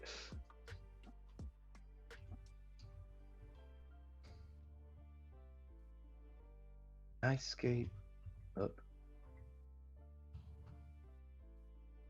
Gotcha, bitch. All right, we could not find it. All right, well, there you go. Because it was literally something randomly said by Wesley Snipes. Yeah. Yep. And hit you with the fatality. Mm-hmm.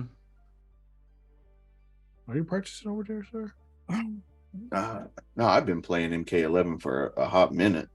I just hate when I'm playing online against people and they just sit in a corner and do the same fucking thing over and over and over and over. It's like, come on. Like Injustice. Yeah.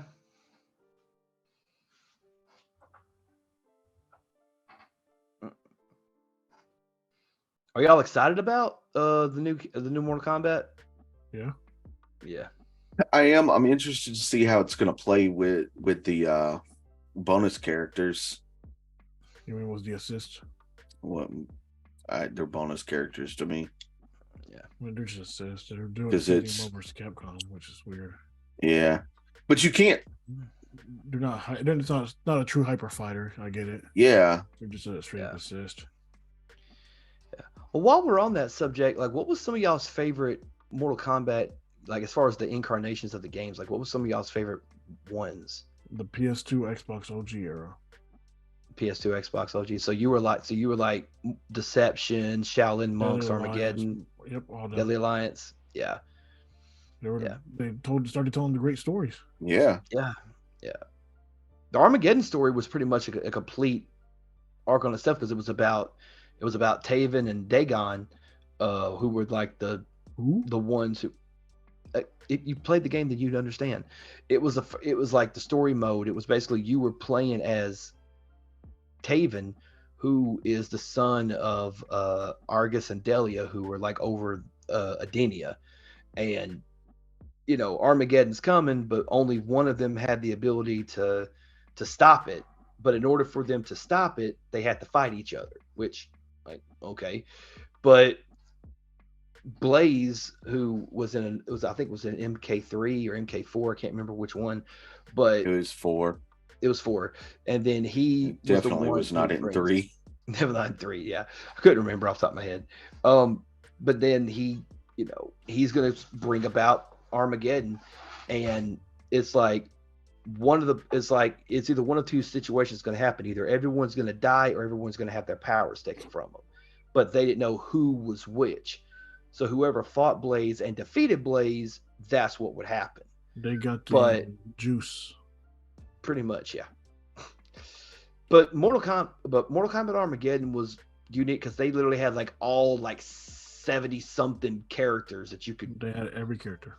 Every single one, at the time of the timeline, they had every single one, because you would, especially when you're playing in story mode and you're going through all these different things, and you get to, they tell the story of Shinnok and him controlling Dagon because of what he's doing. Then you meet Kano in the underground bunker, and it's an interesting story. But yeah. What about you, Shep? What was your favorite Mortal Kombat games? I don't know. I've enjoyed them all. Even Sub-Zero?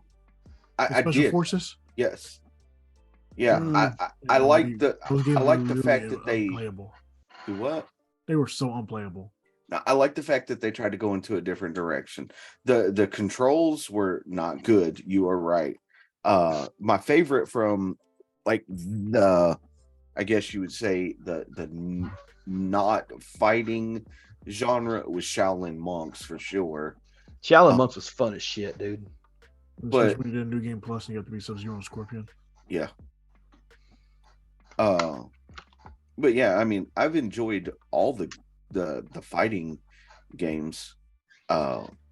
Would you guys want to see another Mortal Kombat mythology with other of the characters? Man. If they did it like differently than they did this time around? They've got to do it right. That's the thing. Yeah. You mean this time around, you mean 25 years ago? I mean, and this is what I was saying. Like I appreciate the concept of what they were trying to do when they tried to tell the origin story of Bihan, but it was also so convoluted and didn't make sense, and also difficult to fucking play. Yeah. Yeah. I mean, you had to hit a button just to turn directions instead of using the D-pad. Like, what? Still, between that and Special Forces, I don't know which one's the worst one. I don't think I ever played Special Forces. Good. Was it supposed to be like Freedom Fighters, or is it like? No. It was Sonya and Jax. Okay. But what I'm saying is, it like the game Freedom, or have you guys played Freedom Fighters? Probably not. Okay. So it was a game I used to play on the PlayStation Underground demo disc back in the day. I know what Freedom Fighters is. It's not Freedom Fighters, what I said. Okay. But that's what I was asking. Was it similar? That's all I was asking. No. All right. But question is, what is everybody's favorite character overall? Overall to play with, or just overall in general? Both. Mine's always been Scorpion. And I know that's cliche, but it's always been Scorpion. It's literally who I'm playing with right now. Mine varies depending on like what I want to do. I've always been a fan of Raiden, but I've also always been a fan of Sub-Zero. And then in the more recent incarnation, which I've always been a fan of Cabal too. Cabal was always really cool one to play with also. You know what? If you put a gun in my head and tell me to pick, probably Sub-Zero. Probably my guy. What about you, Raj? Aaron Black? I mean, Aaron Black recently, but Kenshi, always my guy before that. Yeah, Kenshi was really good. Ermac is also another one that I really enjoyed playing with. Cobra. From Armageddon. Yeah. Yep. I watched a video the other day. So like Sonic Fox and some of the FGC guys, yeah. Yeah, they got like early beta access. Yeah, and fucking Sonic Fox is destroying with Kenshi right now. Yeah, Kenshi is so broken right now, it's insane. He has a 53% damage combo right now. Yeah. But of course, only Sonic Fox can fucking do it. Yeah. The dude is a beast. The best, You know who probably that the best- is, right? Probably the best FGC Talon. player ever. Yeah, I've heard of him. Yeah, he's like supposedly like the best MK player of all time or something No. like that. Oh, Best FGC player ever. yeah. Oh, FGC player. Okay. Because he played Guilty Gear, he did Street Fighter, he did Smash, destroyed Injustice 1 and 2. I mean, NetherRealm games are his thing, but he dabbled in so many other games. He was, for the longest time, he was like the best in DBZ fighters. So no one could beat this guy. I mean, he's been beat, but He's it's been beat, but his win record's so high. yeah. Golly. And who would you say his name was again? Sonic Fox. Sonic Fox. Sonic Fox. He's Okay. a furry that destroys people in fighting games. Interesting. Yeah, legit. I don't kink shame. It's fine. I don't think his is a king thing. I think he's just comfortable. Just comfortable. Absolutely. But apparently his brother was like the best MK9 tournament player ever. How do you just sign up, just go somewhere and sign up like, hey, I want to be in an MK tournament? Like yeah. that easily. You pay your fee. Pay your fee entry and fee then- And hopefully you See what get happens. smashed. Yeah. I think that's what happens to about most people that's like, hey, I can play video games. Yeah, let me go here and I'm gonna play this game. And it's like, oh shit. I see you lost all that money. Now you get your ass kicked. Now you gotta go back home and explain to people why you can't pay your bills this month because you decided to play a video game, you know? Fighting game tournaments ain't that expensive. Mm-mm. Like $5, $10 entries. Yeah, we know that's somebody. We know somebody that does them quite often. Corey Cox. I know, yeah. Yeah, Corey, yeah. I used to do them all the time for Smash. Yeah. He's done several Street Fighter tournaments. Yeah. You need to get him on. I know that was something that we talked about earlier, was getting him on talking about it. I don't know if he still does he still do it? Yeah. Okay. I'm ass at Street Fighter, but I want to get better. I used to play Street Fighter like back in the day, like for the Super in the Super Nintendo days. I remember like Super Street Fighter Ultimate Edition and stuff like that, and Turbo 2. Yep, Turbo 2. I was either Blanca or Dalsim. Those are my two characters those were my two go-to characters. Oh, so you just stand there and hold crouch. Pretty much. You're that kind of player. No.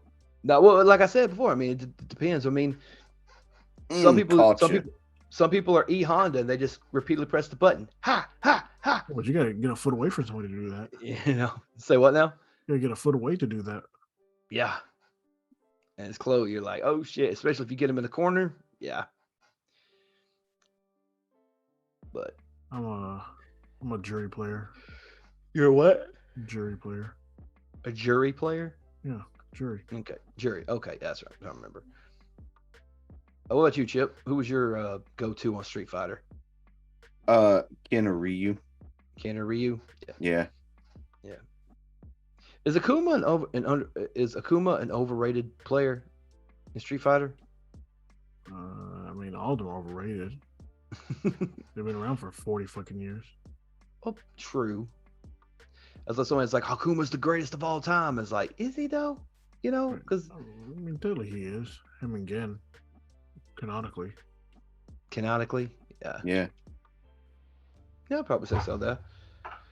Yeah. If you watched any of the Street Fighter like movies, not the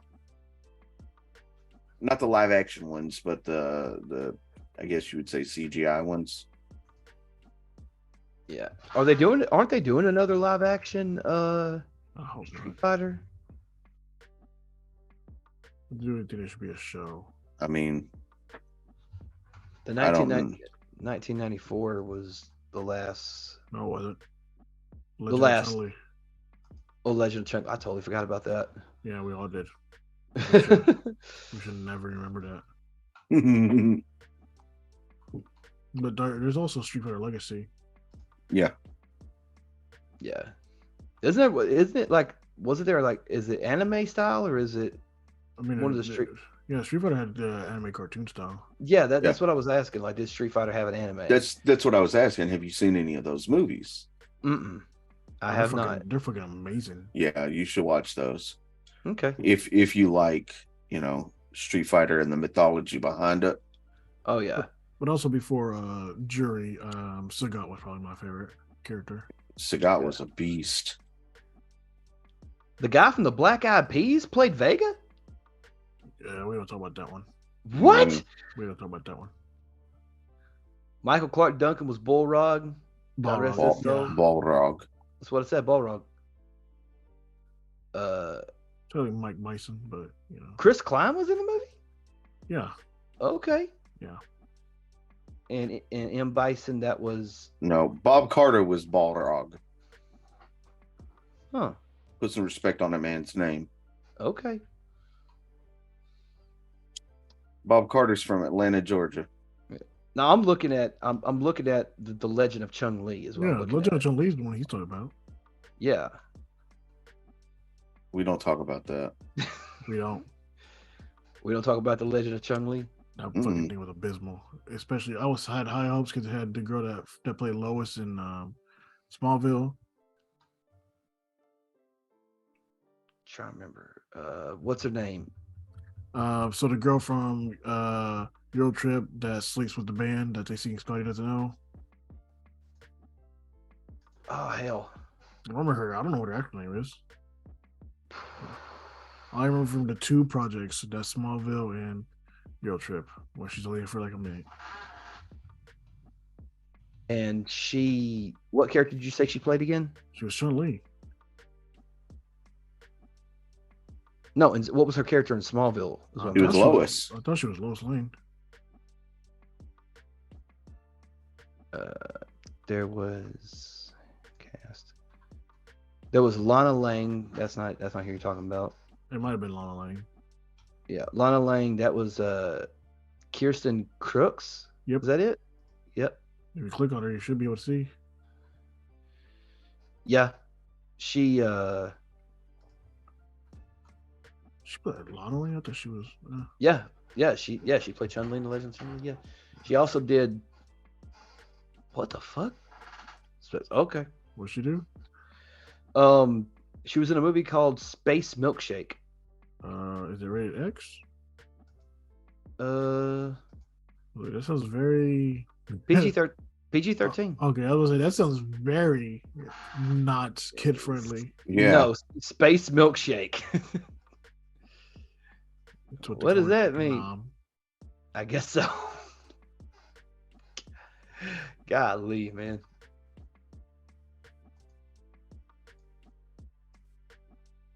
You just say anything to say things now at this point.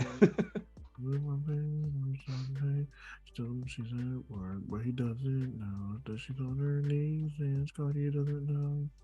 No, Scotty doesn't know. I don't want to watch Euro Trip again. I miss that shit. Euro Trip? Yeah. You never watched Euro Trip? I don't think I've ever seen Euro Trip. No. Oh my Lord. God.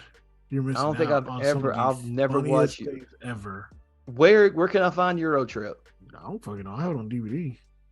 Fuck. Let me look it up. You're Where on the can I internet. find Euro Trip? Yeah. They're probably gonna say Walmart $5 bid. Probably. I'm sure it's on some streaming platform.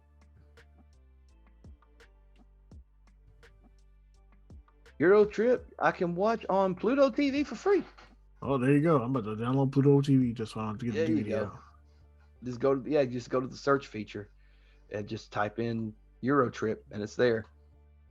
You can also get it on the Roku channel and YouTube Premium. That's YouTube subscription. Roku, I got Roku, so I can do that. Vudu, Apple TV, Redbox. Redbox is still around. Okay. Like Amazon Prime, Paramount Plus. It's on Paramount Plus? It's on Paramount Plus, yeah. All right, so after a brutal breakup, yeah.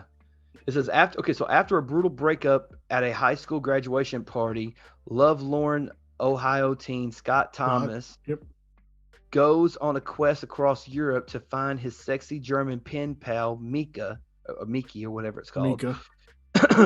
Joining him are his brainless buddy Jacob Pitts and a pair of twins which is Travis Webster and Michelle Trachtenberg. Trachtenberg. Yep. The chick Trust from me, Nickelodeon. yeah, Harriet the Spy and also Buffy's sister. Yes.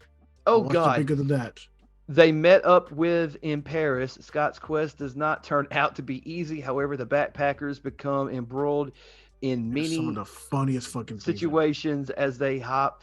Wait, okay, hold on a minute. I think I do remember. Is this the person? Is this the one where they had a nickel and they were in some country and one of them had a nickel and they were considered like one of the richest people in the world because they had it? I remember that part. I've never actually seen the whole movie, but I remember that part. Okay. Okay, now I know what you're talking. Now I know what movie you're talking about. I'm gonna have to. I haven't seen it all the way through, so I'll definitely have to check it out. Boy's fucking phenomenal. I can quote that bitch. What can you quote more, that movie or Devil's Night by D12? I can probably quote that more than I can D12. Okay. Used to watch that shit all the time. That shit's so funny. Yeah, that ranks up there with Super Troopers for me. Super Troopers. It's just so hilarious for no reason. And I know it's during that shitty like college era of movies being made, but it was so good. Yeah, the college, yeah, because what came around that time American too? Pie, American Pie, The Trip. New Guy, Road Trip. Not another freaking teen movie. I love that. Chris Evans was the main character in that one. Yeah, he was. Yeah, he was. That's my Captain America. There you go. And then, but there was also the other ones. I mean, obviously, American Pie, Secret Life of the American Was that? No, that What? wasn't. Bigger That was Life a of TV American show. Teenagers. It was a TV show. That was a TV show. Okay, It was I thought really it was a good, movie. though. I thought it was a movie. Please forgive me. I thought you were That's first what to it say Secret Life of Pets. I was like, no, definitely not. No, we start fires. No, but American Pie. Like, what was in the? God, what was the other one? Road Trip. Road Trip. Van Wilder was also Van another Wilder, one. which is underrated in my opinion. Waiting. Waiting was a college type. Grandma's Boy. Grandma's Boy. The college humor stuff, yeah. Okay, all right. Early Seth Rogen shit, yeah. Early Seth Rogen shit, yeah. Pineapple Express. No, Pineapple Express was after the fact, wasn't it? Yeah, that was after that. That'd been the era. That'd have been the Seth Rogen era for sure. Yeah, when Seth Rogen was like making like a movie like every, because he did Every Knocked day. Up. He did Knocked Up. He did Pineapple Express. Zach and Miri Make a Porno. Which is fucking atrociously stupid.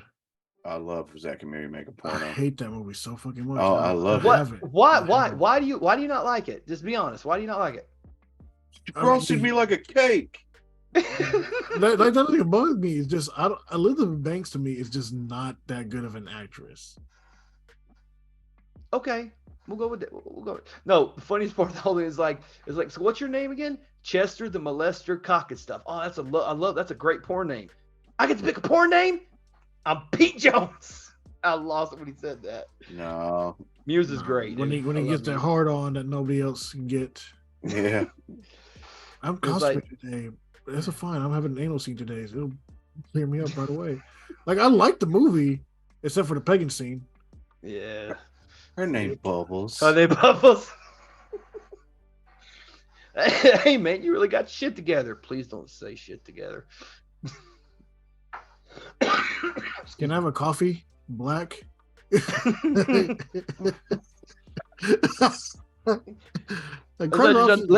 Let y'all know we're working on Black Friday.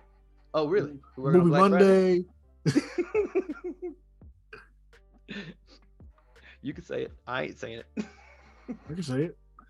I Don't can't worry. say it. We're taking it back. No. Little Porch Monkey. It's fine. That's not it. That's the wrong movie. No, it's all the same. It's the wrong movie. It's a Kevin Smith movie. Wrong Zack movie. and Miri isn't a Kevin Smith movie. It just has Zack and Miri, yes, it is. I thought it was Zack Seth and Miri Rogen. is. No, Zack and Miri is a Kevin Smith movie. Yeah. He wrote it? Yeah. I don't think he wrote it. He may have helped direct it and stuff, but I don't think he wrote that one. Bro, that's a Kevin Smith movie. Just like Cop Out with Ice Bruce Cuban. Bruce Tracy Morgan. Bruce Willis. Yeah. That's a Kevin Smith movie. I know that one is. Mm-hmm. That one's done like a Kevin Smith movie, but I don't think Zack and Miri is definitely a Seth Rogen. No, Zack and Miri is a No. Kevin Smith movie, bro. Look, I'm Look, telling you, all right, 100%. he had all right. So he had Clerks, Yeah. Mallrats, Chasing Yes. Amy, Yes. Dogma, Dogma. Jay and Silent Bob Strike Back, Jersey Yep. Girl, Clerks 2, We're Zack not and talking Mary about Jersey Make a Girl. Porno. No, Zack and Mary Make a Porno, where he directed, wrote, and edited. Oh wow, I didn't know he He was wrote that that. one. Cop Out. He directed and edited, but he didn't write Cop Right, Out. yeah. No, Bruce Willis wrote that shit. Yeah, Bruce. Yeah, Red State, which is fucking amazing. See, Love that movie. I like it, but I don't think like going back and rewatching it, I did not think it was that good on the second rewatch. I thought it was really good. Looking Yeah, back, the first time I watched it was good. but I mean, it was one of them things, man. It was playing off of Waco, Texas. That's what it was playing off of. I mean, it got John Goodman in it, so Yeah. John Goodman. Yeah. I tell Jay and you, Silent- watch Tusk and Yoga Hosers, and I like those. like you'll have a whole new appreciation for fucked up shit. Yeah. Uh, And then I don't know about that. Yeah. Tusk was all right. has he released Moose Jaw yet? No, No, Okay. I don't think he will. he's working on. Last I heard, he was working on Mallrats too. Where's my Yeah. Dogma 2? So the problem with Dogma right now is that Harvey Weinstein still owns the fucking rights to it. That's why you can't get it digitally anywhere. You can't even buy it in stores. I'm gonna You say gotta you buy can't it find that second bitch hand. nowhere. I love that fucking movie. I do too, and it's I fucking own it. impossible to find. Yeah, I own it on Blu-ray. See, I never got to get it when it came out on that Blu-ray limited release time. I own every Kevin Smith movie on Blu-ray, Even Jersey Girl. even Jersey Girl. Oh my god. Yep. He actually Chip asked me one time. He was like, "This is back when we first started. Which was when we first became friends." He was like, "Hey, you ever heard of Kevin Smith?" I'm like, "No." He goes, "You've never heard of Kevin Smith?" I'm like, "No, I've never heard of Kevin Smith." He goes, "Have you heard of the movie Clerks?" I've never seen Clerks. You staying at my house tonight? Come on. So me and Chip stayed up all night long, and we watched Clerks, Mallrats, and Chasing Amy all in one sitting. I was like, shit. You remember that, don't you, Bubba? What's your favorite Kevin Smith movie then, Talon? My personal favorite Kevin Smith movie? Yes. Ooh. Oh man. Go back and look real quick. Clerks, Mallrats, Chasing Amy, Dogma. No, I'm looking at it Silent now. Bob Strike Back. What What about the Jay and Silent Bob Super Groovy cartoon movie? I don't think I ever seen that one. Did you watch the cartoon at all? I never seen that. No. Dude, Clerks 2, Clerks 3. Have you seen Clerks 3 yet? I have not seen Clerks. Yeah, I've seen Clerks 3. Yeah. Dude, Clerks 3 it's Rips your heart out. it's a different kind of Clerks movie. Yeah. I guess for me, I would say it's a Jay and Silent Bob Strike Back, Clerks 2, and Red State probably are up there in the top 3 for me. Jay and Silent Bob Strike Back is just hilarious to me. Have you seen the Jay and Silent Bob reboot? I did not even know there was a reboot. Yeah, it came out, what, 2020? 2019. Yeah. Yeah, it was pre-COVID, so yeah. No, I haven't seen this at all. I wonder if I can find it somewhere. I could probably find it somewhere. But but I would probably say Jay and Silent Bob Strike Back, Clerks 2, and Red State are probably my top 3 at least. Not in any particular order. Those are like my top 3. What about you, Chip? I know your opinion's probably a little bit more in depth than mine is. What would be your top 3 Kevin Smith movie or your favorites? I like them all for different reasons. Dogma's probably my favorite. Mhm. Clerks 1 holds a special spot in my heart because that's the first, yeah. And it's hard to say. Red State's up there. I'd probably go with those 3. What about you, Raj? Dogma easily number 1. Okay. Chasing Amy, I don't know why. It's just one of those ones I've always liked so much, even though I don't think it's his best ones, but still one of my favorite ones. Yeah. Probably because I saw Ben Affleck in a different light for the first time, instead of just him being the goofy dude all the time. Probably Mallrats. That's the first one I saw from him. Mallrats. Chocolate covered pretzel? Fucking, that was the first time I ever seen Merle Dixon. Oh, he was in that one. Holy shit. Yeah. Damn. It's been a long time since I've watched them all. I'm going to have to go back and rewatch them all over again. Yeah, I own every Kevin Smith movie on Blu-ray and digitally, except for Dogma because it's not available digitally. But as soon as that motherfucker becomes available digitally, I will own it. Kevin Smith is one of, if not my favorite writer director when it comes to movies. I mean, there's a bunch of other people that I like, but there's not one person that I will flock to as soon as a movie comes out. I mean, little known fact, it's Kevin Smith is the guy who got me into podcasting. I used to comic book store too. Yeah, I've been to the comic book store, Jay and Silent Bob's Secret Stash in Jersey. I actually have a autographed poster from all of them that I got while I was up there. You show it to me, Chan? No, I haven't actually. I need to take that to the next event that he's going to be at. Yeah. I think the next one that we're at that he's at is C3. Yeah, C3. Yeah. Because we got, as far as what we have upcoming, FarleyCon's in August. We have the Sand Mountain Collectors Con in September.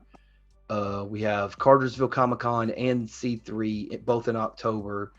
Nothing for November just yet, but then December we got Yamacon. Looking forward to those as well. Yeah. So yeah. And then in between all that, we'll be at Plus Ultra. Yep. A lot. What was that concoction he created for you? I can't remember. The Black Clover. Yeah, the Black Clover. I'm gonna get that next time, actually. It's good. We got to set up what we're doing for that next one. Are we going to do trivia for that one or karaoke? We're doing trivia, right? I think it's trivia, yeah. Yeah, I think we're going to do trivia for the Saturday event. We just need to figure out exactly what we're going to do so we can let him know so he can promote it. Because that's coming up quick. What are we going to do? We're going to do... What was that, July... What'd you say? The 16th. July 16th is a Sunday, though. Are we doing it on Sunday? We're doing it... Oh, okay. Yeah, because you got that thing to do. Yeah, that's right. Okay, I forgot. I'm sorry. Damn. Yeah, I think that's Sunday. ADHD, man. I'm trying to keep it together. Now that Saturday the 29th, that's trivia. That's trivia. Gotcha. That one's trivia. Are we doing karaoke? We recorded it? Do what? I thought we were doing that one as karaoke Saturday. No, trivia. The Sunday was going to either be karaoke or an anime episode to where we have just people that show up, sit in, and talk about anime. I'd be down with that. There's always an extra microphone right there, ladies and gentlemen, if you guys are going to come into Plus Ultra, especially that day. What time do we get down there? We'll talk about that later. Tomorrow. You know what time it is? It's tomorrow. It's tomorrow. It's almost tomorrow. Yes, it's almost tomorrow right now. Which means it's almost time to go back to work. Oh, you got to work tomorrow? Yep. We're only off Tuesday. Oh, I'm off tomorrow too. I'm off tomorrow and Tuesday. Yep. Must be nice. Hey, I get that holiday pay, and trust me, I need it right now. I mean, I get the holiday pay too, but I still got to fucking work. Right. All right. With that being said, ladies and gentlemen, we are running low on time tonight, but thank you guys so much for tuning into this episode. Anything you guys want to say before we get out of here tonight? As always, check out movementradio.us. That is your one-stop shop for all things Movement Radio. What you got, Raj? You sheep out there ruining the music industry, having Drake have 12 number one albums, or number one songs. I mean, you heard what he said. He said what he said. Man, sheeple. There you go.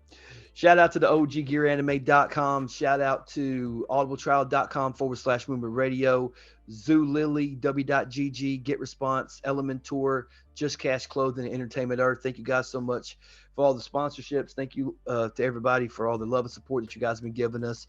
We're getting close to our goal for the year. We're almost at 600 subscribers on the YouTube channel. Just make sure you go subscribe. Doesn't cost you a damn thing, man. Just hit that subscribe button, and we do appreciate the love and support. That being said, again, thank you guys for tuning in tonight. We hope you guys enjoyed this episode. We'll catch you next time. Hit them with the outro. Please do not leave without leaving a like, comment, share, and subscribe on your favorite podcasting platform and right here on YouTube. Make sure you follow us on all of our social media platforms, Facebook, Twitter, Instagram, TikTok. Check out the YouTube channel. Subscribe. Click that bell to get notified of our latest videos. Check out streamlabs.com/movement radio/merch. Go copy some merch. And also movementradio.us, your one-stop shop for all things Movement Radio. I am Chip Hazard. I'm Talon Williams. I'm Roger Sierra. And this is Movement Radio. God's plan.